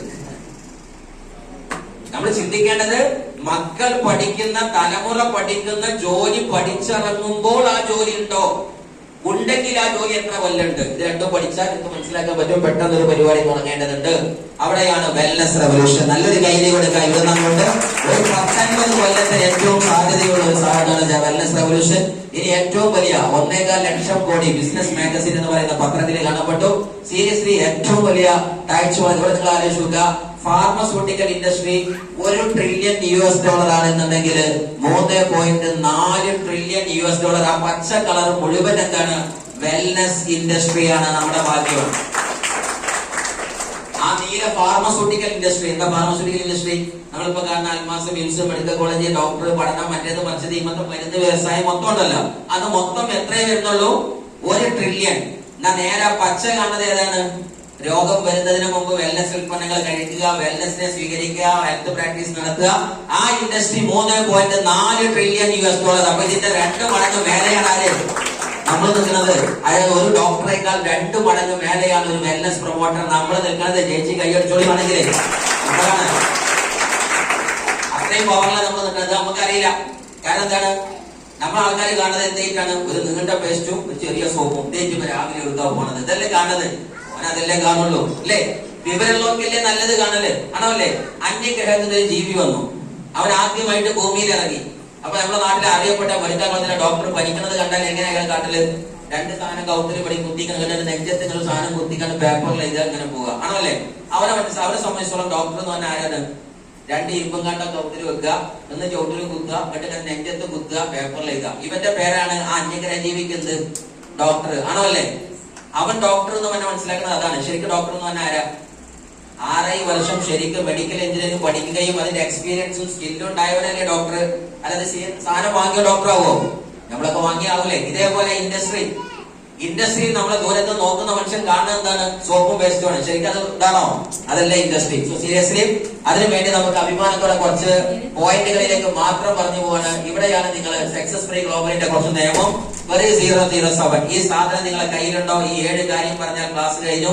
ഒന്നാമത്തെ കാര്യം, നിങ്ങൾക്ക് നല്ല ഡ്രീംസ് ആൻഡ് ഗോൾസ് ഉള്ള ആൾക്കാർക്ക് കൈവെക്കുക. ഡ്രീം ആൻഡ് ഗോൾ അടിപൊളി ഡ്രീം ആയിരിക്കണം. സാധാ ഡ്രീം ഒന്നും പോരാ. നിങ്ങൾ ശരിക്കും ആലോചിച്ച് നോക്കാം. നിങ്ങൾ ചെയ്യുന്ന ജോലി നിങ്ങളുടെ ജീവിതത്തിൽ മീൻ വാങ്ങാനും പച്ചക്കറി വാങ്ങാനും മതിയായതാണ്. ആണോ അല്ലേ? ഇപ്പൊ മതിയായതല്ലേ ശരിക്കത്? പക്ഷെ നമ്മൾ ഈ ബിസിനസ് ചെയ്യുന്നത് അതേ മീൻ വാങ്ങാനും പച്ചക്കറി വാങ്ങാനാണോ? അങ്ങനെ നിങ്ങൾ അതെന്നെ ചെയ്താൽ മതി. നിങ്ങളിപ്പ ചെയ്ത് തന്നെ മതി. മീൻ കിട്ടും, അതുകൊണ്ട് സംഭവമായിട്ട് കിട്ടും, ഇറച്ചി കിട്ടും, കുട്ടിയായിട്ട് ചെറിയ ചെറിയ ഉൽപ്പന്നമൊക്കെ വാങ്ങിക്കൊടുക്കും, അവർക്കൊക്കെ പറ്റും. എന്തിനാണ് പിന്നെ ഈ ബിസിനസ് ചെയ്യുന്നത്? കാരണം ഇതിന് മന്ത്ലി ഇൻകം 1 കോടി വാങ്ങിയവരുണ്ട്, മന്ത്ലി 15 കോടി വാങ്ങിയവരുണ്ട്, വാർഷിക വരുമാനം 150 കോടിയിലേറെ ഡയറക്ട് സെല്ലിംഗ് ലിസ്റ്റ് വാങ്ങുന്നവരുണ്ട്. ഒരു വർഷം 150 കോടി വരുമാനം വാങ്ങുന്ന ആൾക്കാർ ഇൻഡസ്ട്രിയിൽ ഉണ്ട്. കാറ് തുടങ്ങുന്ന മനുഷ്യൻ 3 വിമാനം വാങ്ങിയത് ഏത് ഇൻഡസ്ട്രിയാണ്? Direct selling ഇൻഡസ്ട്രിയാണ്. ശരിക്കും ആലോചിച്ച് നോക്കും. ഫോർഡ് കമ്പനിയുടെ കാറ് തുടങ്ങാൻ വേണ്ടി കാറ് ഉള്ളിലേക്ക് കൊണ്ടുപോകുന്ന മനുഷ്യൻ ഈ കമ്പനിയിലെ ഇന്ന് അമേരിക്കയിലെ ഏറ്റവും വലിയ റെന്റൽ പ്രോപ്പർട്ടി 25,000 ബിൽഡിംഗിന്റെ വാടക വാങ്ങുന്ന മുതലാളിയായിട്ട് വാങ്ങിയത് ഈ ഡയറക്ട് സെല്ലിംഗ് ഇൻഡസ്ട്രിയിലാണ്. അങ്ങനത്തെ ഇൻഡസ്ട്രി അവിടെ വന്നത്. അപ്പൊ സ്വപ്നം വലുതാവണോ വലുതാവണ്ടേ? അജാതി സ്വപ്നം വേണം. എജാതി സ്വപ്നം. മാസം 10 കോടി വരുമാനം വന്നാലും അതുകൊണ്ട് കാര്യം ചെയ്യാനുള്ള ഐറ്റംസ് വേണം. അവൻക്ക് ഇൻഡസ്ട്രി ചെയ്യാൻ പറ്റുള്ളൂ. അതുകൊണ്ട് നിങ്ങൾ ആദ്യം ഷെയർ അങ്ങനത്തെ സ്വപ്നം ഉണ്ടാക്കിയാൽ എന്ന് കൈ നോക്കിക്കാണി. താകർപ്പൻ സ്വപ്നം. ഈ നമ്മളെ ഇത് വാങ്ങാം, മുട്ടുസൂചി വാങ്ങണം. എനിക്ക് എന്റെ മക്കൾക്ക് ഞാൻ ഈ ബിസിനസ് നല്ല വിജയിച്ചാല് എല്ലാ റൂമിലും മുട്ടുസൂചി ഉണ്ടാകും. അങ്ങനത്തെ സ്വപ്നങ്ങളൊക്കെ നീറ്റാണ് പോവുക. ഒരു ബിസിനസ് മനസ്സിലായോ? അതൊന്നുമല്ല ഈ ബിസിനസ്. രണ്ടാമത്തെ ഒന്ന്, നിങ്ങൾ കൃത്യമായിട്ടും കമ്മിറ്റഡ് ആയിരിക്കണം. എന്താ കമ്മിറ്റഡ് എന്ന് പറഞ്ഞാൽ നമ്മളെ കമ്മിറ്റ്മെന്റ് എന്താ? ഞാൻ മാറാൻ ആര് തയ്യാറാവുക? ഞാൻ തയ്യാറാവുക അല്ലേ? നിങ്ങളൊരു സാധാരണ ഒരു പെട്ടിക്കട തുടങ്ങിയാലും ആ കട ആരാ തുറക്കല്? നിങ്ങളല്ലേ? ആണോ അല്ലേ? അത് എപ്പോഴാ തുറക്കല്? ആൾക്കാർ വന്നിട്ടാ തുറക്കല്? നിങ്ങൾ ശരിക്കും പോകും. ഒരു ഫ്രൂട്ട് കച്ചവടക്കാരൻ 6 മണിക്കോ 5 മണിക്കോ വന്ന് കട തുറന്ന് ഫ്രൂട്ടൊക്കെ തുടച്ച് സെറ്റാക്കി പെട്ടി ഇങ്ങനെ വെക്കും. അദ്ദേഹത്തിന്റെ ആദ്യത്തെ കസ്റ്റമർ ചിലപ്പോൾ 10 മണിക്കാവും വരില്ലേ, ബസ്സൊക്കെ ഓടി തുറന്നു. ആണോ അല്ലേ? പക്ഷെ ഇയാൾ എത്ര മണിക്കൂർ മുമ്പ് തുടങ്ങിയിട്ടുണ്ടാവും? എന്നാ നമ്മളെ ബിസിനസ്സിൽ ഇറങ്ങാലോ. ഒരാൾ വിളിക്കണം, നിങ്ങൾ നാളെ പറഞ്ഞ ബിസിനസ് ഒന്ന് വന്ന് പറഞ്ഞു തരുമെന്ന് തന്നെ. അപ്പോഴാണ് സൗണ്ട് ഹൗസറൊക്കെ കമ്മിറ്റ്മെന്റിന്റെ ഉസാറ് മനസ്സിലായില്ലേ? ഇയാൾക്ക് കമ്മിറ്റ്മെന്റ് ഉണ്ടോ? ഇല്ല. കമ്മിറ്റ്മെന്റ് ഉള്ള ലീഡർ അതുക്കും മുന്നേ പകൽ ഇറങ്ങിയിട്ടുണ്ടാവും. അവന് ലീഡർ വിളിക്കാൻ കാത്തു നിൽക്കുന്നവനല്ല കമ്മിറ്റ്മെന്റ്. നമ്മൾ മുങ്ങി ഇങ്ങനെ നടക്കുകയാണ്. എന്ത് സാറ് വിളിച്ചാൽ മതിയായിരുന്നു, ഇന്ന് BOP-ന്റെ ദേവതയാണ്, ഇന്ന് GTS ആണ്, ഇന്ന് വരുന്നത് നമ്മൾ പ്രതീക്ഷിക്കുമ്പോൾ ജലീൽ സാർ വിളിക്കില്ല, നിശ്ചയമട വിളിക്കില്ല, ഹബീബ് വിളിക്കുന്നില്ല, നമ്മളെ ചേച്ചി വിളിക്കുന്നില്ല, ആരും ജാനകി ചേച്ചിന്റെ കോഡ് വന്നില്ല. സമാധാനം വന്നാൽ പോണ്ടില്ല. അതാ പ്രശ്നം. ബേജാറായിട്ട് ബില്ലടിക്കുമ്പോൾ തന്നെ പുള്ളിനോട് പറയും, ജാനകി അങ്ങനെ TV കണ്ട എന്തുകാണ് എന്ത് പറഞ്ഞാല് ഫോൺ ഇവിടെ വെച്ചിട്ട് ഹോസ്പിറ്റലിലേക്ക് പോയി. ഇയാളോ ഇങ്ങനെണ്ടാ ഒരാൾക്ക് ഞാൻ പിള്ളേറിയോ ഇങ്ങനെയാണ് എല്ലാവരും ഓക്കെ അല്ലേ? ഇവിടെ നിന്ന് സംസാരിക്കണ ഞാൻ ഔദ്യോഗികളായി പറയില്ല. ഞാൻ തന്നെ ആരും മനസ്സിലായോ? ആ മുങ്ങിയവരൊക്കെ ഇന്ന് ഏറ്റവും കൂടുതൽ ദുഃഖിക്കുന്നു. താൻ അന്ന് മുങ്ങിയത് തനിക്ക് നഷ്ടപ്പെടുത്തിയത് കോടികളായി. കാരണം അന്ന് നമ്മൾ മനസ്സിറങ്ങി ഇറങ്ങിയിരുന്നെങ്കിൽ ഇന്ന് നമ്മൾ രക്ഷപ്പെട്ടു പോയിരുന്നു.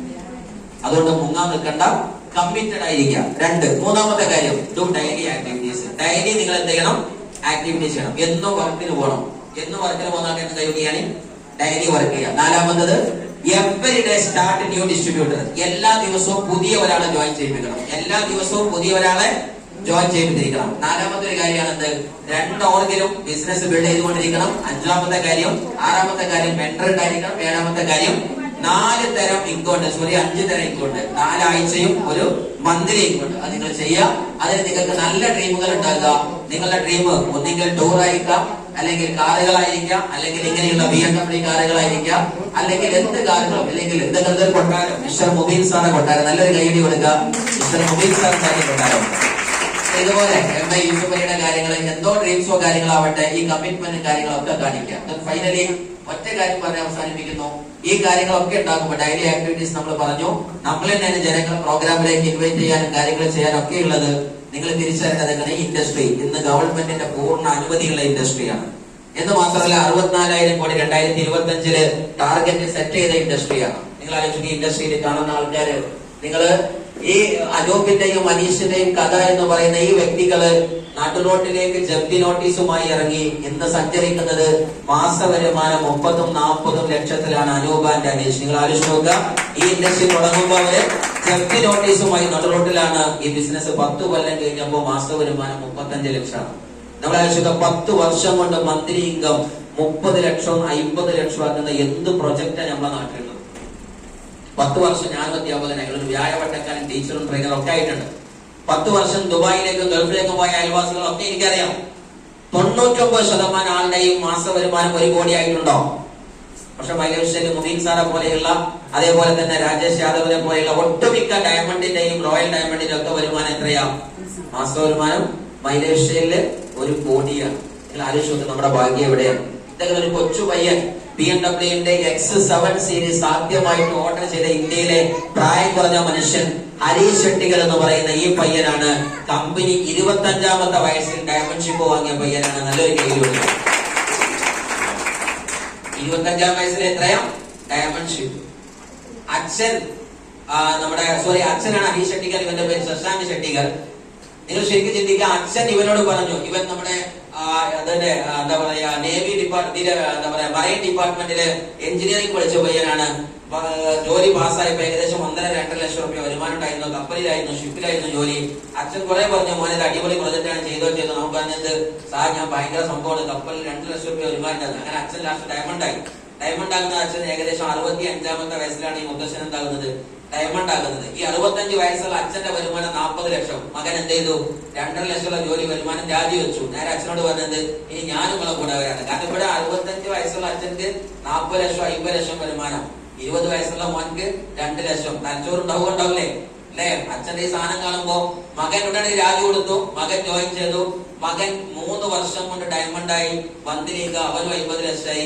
ആ സമയത്താണ് പെങ്ങൾക്ക് ഒരു പൂതി, പെങ്ങളെ ഡിഗ്രി നിർത്തി നേരെ മൈലൈഫിലേക്ക് കടന്നു വന്നു.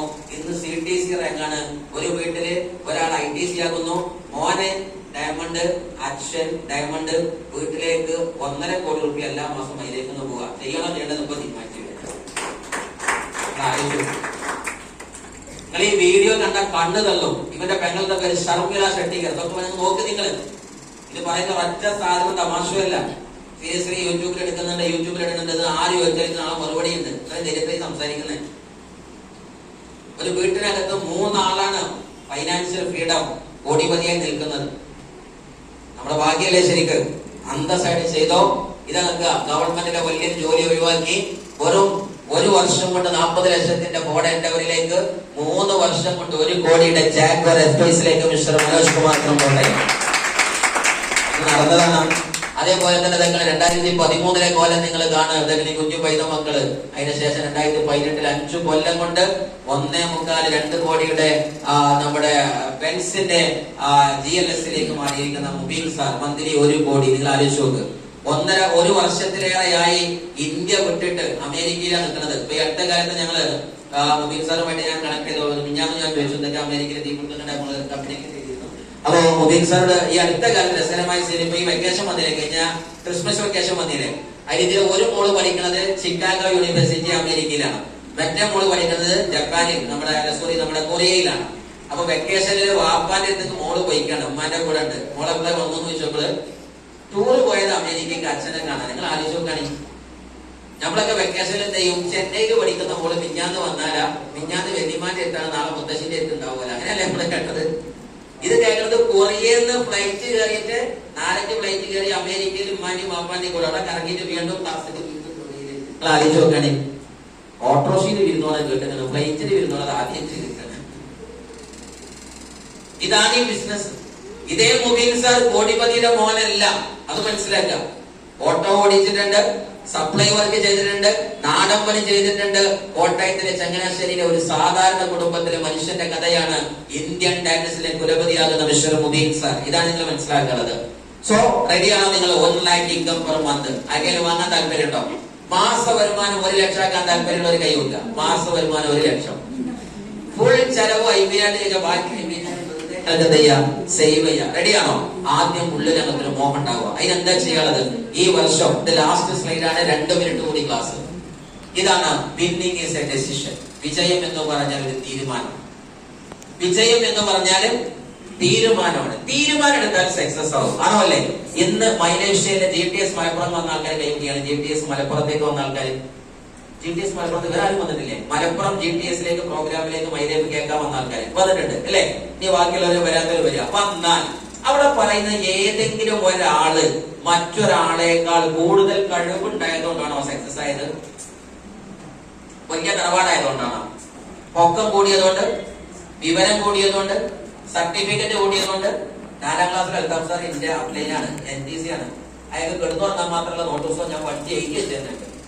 എന്റെ പേരിലൊക്കെ വന്ന ആൾക്കാർ കണ്ടിട്ടുണ്ടോ? ഒരുപാട് വൈഫ് ഹൗസിൽ വേറെ കെട്ടി, എന്റെ പേരിൽ വേറെ കെട്ടി, 4 കുടുംബത്തിന് 4 കെട്ടാ വേറെ നടച്ചു നിൽക്കുന്നത്. എത്ര പുസ്തകം ഇരിക്കാൻ എണ്ണ അറിയില്ല, എത്രയോ ഉണ്ട്. എന്റെ മകളെ ഉയരത്തിൽ ഞാൻ 10 കെട്ട് നോട്ടീസ് എഴുതിയത് തന്നെ. ഞാൻ ജസ്റ്റ് വന്നാലും എഴുതി വെക്കുന്നത് കൃഷ്ണേന്ദ്രമൊക്കെ വന്നത്. എന്റെ മോളെ ഉയരത്തിൽ 10 കെട്ട് നോട്ടീസ് ഞാൻ എഴുതി കൈകൊണ്ട് എഴുതിയിട്ടുണ്ട്. അപ്പൊ എത്രമാത്രം എഴുതിയിട്ടുണ്ട്, പഠിച്ചിട്ടുണ്ട്. പക്ഷെ അപ്ലൈൻ ആരാണ്? 4ാം ക്ലാസ്. അതാണ് ഈ ബിസിനസ്. ഈ ബിസിനസ്സിൽ ഒറ്റ തീരുമാനമുള്ള മൈഡിയേഴ്സ്. തീരുമാനം, ഇത് ഞാൻ ചെയ്യും. ആണോ അല്ലേ? നിങ്ങൾ പണ്ടെന്നോ ഒരു പെണ്ണിനെ കാണാൻ പോയി അല്ലെ? നഖം കടിച്ച് കളം വരച്ച് ചായക്കപ്പുമായിട്ട് അവളെ വാതിൽക്കൊടിയിൽ വന്ന് പാളി നോക്കി. ആരോ ചോദിച്ചു അൻപോളെ ഇഷ്ടമാണോ? അപ്പൊ കുഴപ്പമില്ല. ഈ തീരുമാനം ഉണ്ടായപ്പോഴല്ലേ ഓളെന്റെ ഭാര്യ ഇതാണോ അല്ലേ? ആണോ അല്ലേ? അല്ലാതെ എന്നെ കണ്ടു ഇറങ്ങി പറഞ്ഞതാണ് അങ്ങനൊന്നുമല്ല. ഞാൻ എന്തു പറഞ്ഞു? അവളുമായി ഇനിയൊരു ജീവിതത്തിന് ഞാൻ റെഡി. ആ യെസ് ബട്ടൺ അമർത്തിച്ച്. അത് തീരുമാനമാണോ അല്ലേ? ഇവിടെ നിങ്ങൾ തീരുമാനിച്ചാലേ ഈ ബിസിനസ്സിൽ നിങ്ങൾ സക്സസ് ആവുള്ളൂ. പെണ്ണ് കണ്ട് വിചാരിച്ച് എന്റെ പുതിയ മനസ്സിലായോ? പെണ്ണ് കണ്ടു, നമ്മൾ അവിടുത്തെ ബേക്കറി ഇരുന്നു, ആ വീട്ടിൽ പോയി എന്ന് വിചാരിച്ച് നമ്മൾ ഒരിക്കലും എന്താവില്ല, ആ പെണ്ണിനെ കെട്ടില്ല. പിന്നെ എങ്ങനെയാ പെണ്ണിനെ കെട്ടല്? ഞാൻ തീരുമാനിക്കും. അഭിൽപ്പതിക്ക് അതിനെ സമ്മതിക്കണം. ആണോ അല്ലേ? ഇതേപോലെ മൈ ലൈഫ് കണ്ടോ എന്ന് എന്താവില്ല, സക്സസ് ആവില്ല. മൈ ലൈഫ് തീരുമാനിക്കണം. എന്റെ മക്കൾക്ക് ഞാൻ ഈ ഒരു ജീവിതം നയിക്കാൻ പോവാം. ഞാൻ കപ്പ ചുട്ട് തിന്നിട്ടുണ്ട്, അതുപോലെ തന്നെ നമ്മളെ കേക്ക് പുഴുങ്ങി തിന്നിട്ടുണ്ട്, പഴത്തൊലി തിന്നിട്ടുണ്ട്, ഉണക്കമീൻ വെച്ച് ചാറ് വെച്ച് കൂട്ടിയിട്ടുണ്ട്. ഇതൊക്കെ ശരിയാണ്. പക്ഷെ കുട്ടിക്ക് ചോറിനങ്ങൾ അൽഫാമിന്റെ പീസ് ഇപ്പൊ വേണം. ആണോ വേണ്ടേ? നിങ്ങളെന്താ എന്നുള്ള ചോദ്യമല്ല. എക്സ്പെൻസ് കൂടിക്കൊണ്ടിരിക്കുകയാണ്. ഞാൻ പെട്ട കഷ്ടപ്പാട് എന്റെ മക്കൾ പെടുന്നത് താല്പര്യം രക്ഷിതാവൊന്ന് കൈയൊക്കിക്കാണ്. താല്പര്യമുണ്ട് അല്ലെ? ഓക്കെ. സീരിയസ്ലി എന്റെ കുട്ടികള് നാട്ടിലെ ഏറ്റവും അടിപൊളി വീട്ടിൽ അന്തിയുറങ്ങാൻ താല്പര്യമുള്ള ആൾക്കാർ ആരൊക്കെയുണ്ട്? എന്റെ കുട്ടി ഇറങ്ങേണ്ടത് ചിലപ്പോൾ ചില ബൈക്കുമ്പോ ചില ആൾക്കാർ പോകണം, ബൈക്ക് ഇങ്ങനെ വെച്ചുകൊണ്ട് പോകണം. ചിലപ്പോ ഒരു ചെറിയ പൈതലൊക്കെ കാണുമ്പോഴുണ്ടെങ്കിൽ ബോട്ടിൽ വെക്കുന്ന മാതിരി ടാങ്കും ഒരു സാധനം നിർത്തിയാല് ആ ചെറിയ പൈതലിനെ അവിടെ നിൽക്കേണ്ടി വരും. അപ്പോഴേ എണ്ണ അടിച്ചാൻ പറ്റുള്ളൂ. ബംഗാളിന്റെ എവിടെ അടിച്ചേണ്ടി നോക്കി കുട്ടിയുടെ തൊള്ളിൽ കൂടെ ഇവിടുന്ന കാരണം ടാങ്കിനെ പോലെ ചെറിയ കുട്ടിയുടെ, മനസ്സിലായോ? അങ്ങനെയൊക്കെ വിരുന്നു നിങ്ങൾ കണ്ടിട്ടില്ലേ? അതൊക്കെ ചില അമ്പൊക്കെ ചാടി കുട്ടി ഇങ്ങനെ പോകും. അച്ഛാ ഞാൻ മുന്നിൽ പോകുന്നുണ്ട്. കാരണം എന്താണ്? ആ അമ്പും അവൻ ആകാശത്ത് കൂടി പോയിട്ടുണ്ടാവും അല്ലേ? അതൊക്കെ മാറിയിട്ട് മഴ വന്നാലും വെയില് വന്നാലും വേസിട്ട കാലില് കുളൂസില് നമ്മളെ മക്കളുമായിട്ട് ഒരു വിരുന്നൊക്കെ പോകുമ്പോ റാഹത്താണ്. ആണോ അല്ലേ? കനമുള്ള പൊതിയുമായിട്ട് വിരുന്ന് കയറാൻ താല്പര്യമുള്ള ആൾക്കാരൊക്കെ ഉണ്ട് അല്ലെ? അടുക്കളയിൽ മുഴുവൻ നട്സ് ഇങ്ങനെ നിറച്ചു വെക്കണം. പൂതിയിലും ഇങ്ങനെ തന്ന സമയത്ത് നട്സ് ഇങ്ങനെ ഞാൻ താല്പര്യമുള്ള ആൾക്കാരുള്ളത്. എന്റെ ഡ്രീമാണ് ഞാൻ പോയത്. അടുക്കളയിൽ നിറച്ച് നട്സ്, എന്ത് ചോദിച്ചാലും എന്തെങ്കിലും ഒരു ഡ്രൈ ഫ്രൂട്ട് അവിടെ ഉണ്ട്. രസല്ലേ? ഇന്നുള്ളത് എന്താണ്? കിരിക്കി വെക്കാതെ ഏത് കടുകുമണി വരെ കുലുകൊള്ളു. ഇങ്ങനെ കുളിക്കണം. രണ്ട് കടുകുണ്ടെന്ന് തോന്നുന്നുണ്ട്, മനസ്സിലായോ? അതിനെ ചിലപ്പോ ഇങ്ങനെ ഊതിയൊക്കെ നോക്കും. അടുക്കാൻ ആണല്ലേ? അത് മാറാൻ താല്പര്യം ഉണ്ടാവില്ലേ? അതിന് പൈസ ഒന്നുമില്ല. അപ്പൊ monthly income 1 lakh. Monthly income. അതിന് നിങ്ങൾക്കൊരു വാശി ഉണ്ടാവട്ടെ. വിന്നിങ് ഒരു ഡെസിഷൻ ആണ്. ഈ മനുഷ്യർക്ക് കാലില്ല, ഓടാൻ പറ്റില്ല എന്ന് ഉറപ്പാണ്. കാലുള്ളവനെ മാത്രമേ ഓടൂ എന്നാണ് ലോകത്തിന്റെ സയൻസ് പറയാറ്. ആണോ അല്ലേ? പക്ഷെ ഈ ഓട്ടക്കാരനെടുത്ത തീരുമാനം കാലില്ലെങ്കിൽ എങ്ങനെ ഓടും എന്ന തീരുമാനമാണ് ഡെസിഷൻ. ഈ തീരുമാനം നിങ്ങൾ മൈ ലൈഫിൽ എടുത്താൽ യു ആർ ദ നെക്സ്റ്റ് മില്ലേനിയർ. 2010 ആദ്യം മനസ്സുകൊണ്ട് സ്വീകരിച്ചാൽ one day you will become this diamond. ഇടം വലം, വലത് ഭാഗത്ത് റിലയൻസ് അക്കാദമി, ഇടത് ഭാഗത്ത് സക്സസ് ബൈ ഗ്ലോബലും, നടുവിൽ നിങ്ങളും നിൽക്കുമ്പോ 2 10 നിങ്ങളെ തേടി വരും. അതിന് സാധ്യമാകട്ടെ എന്ന്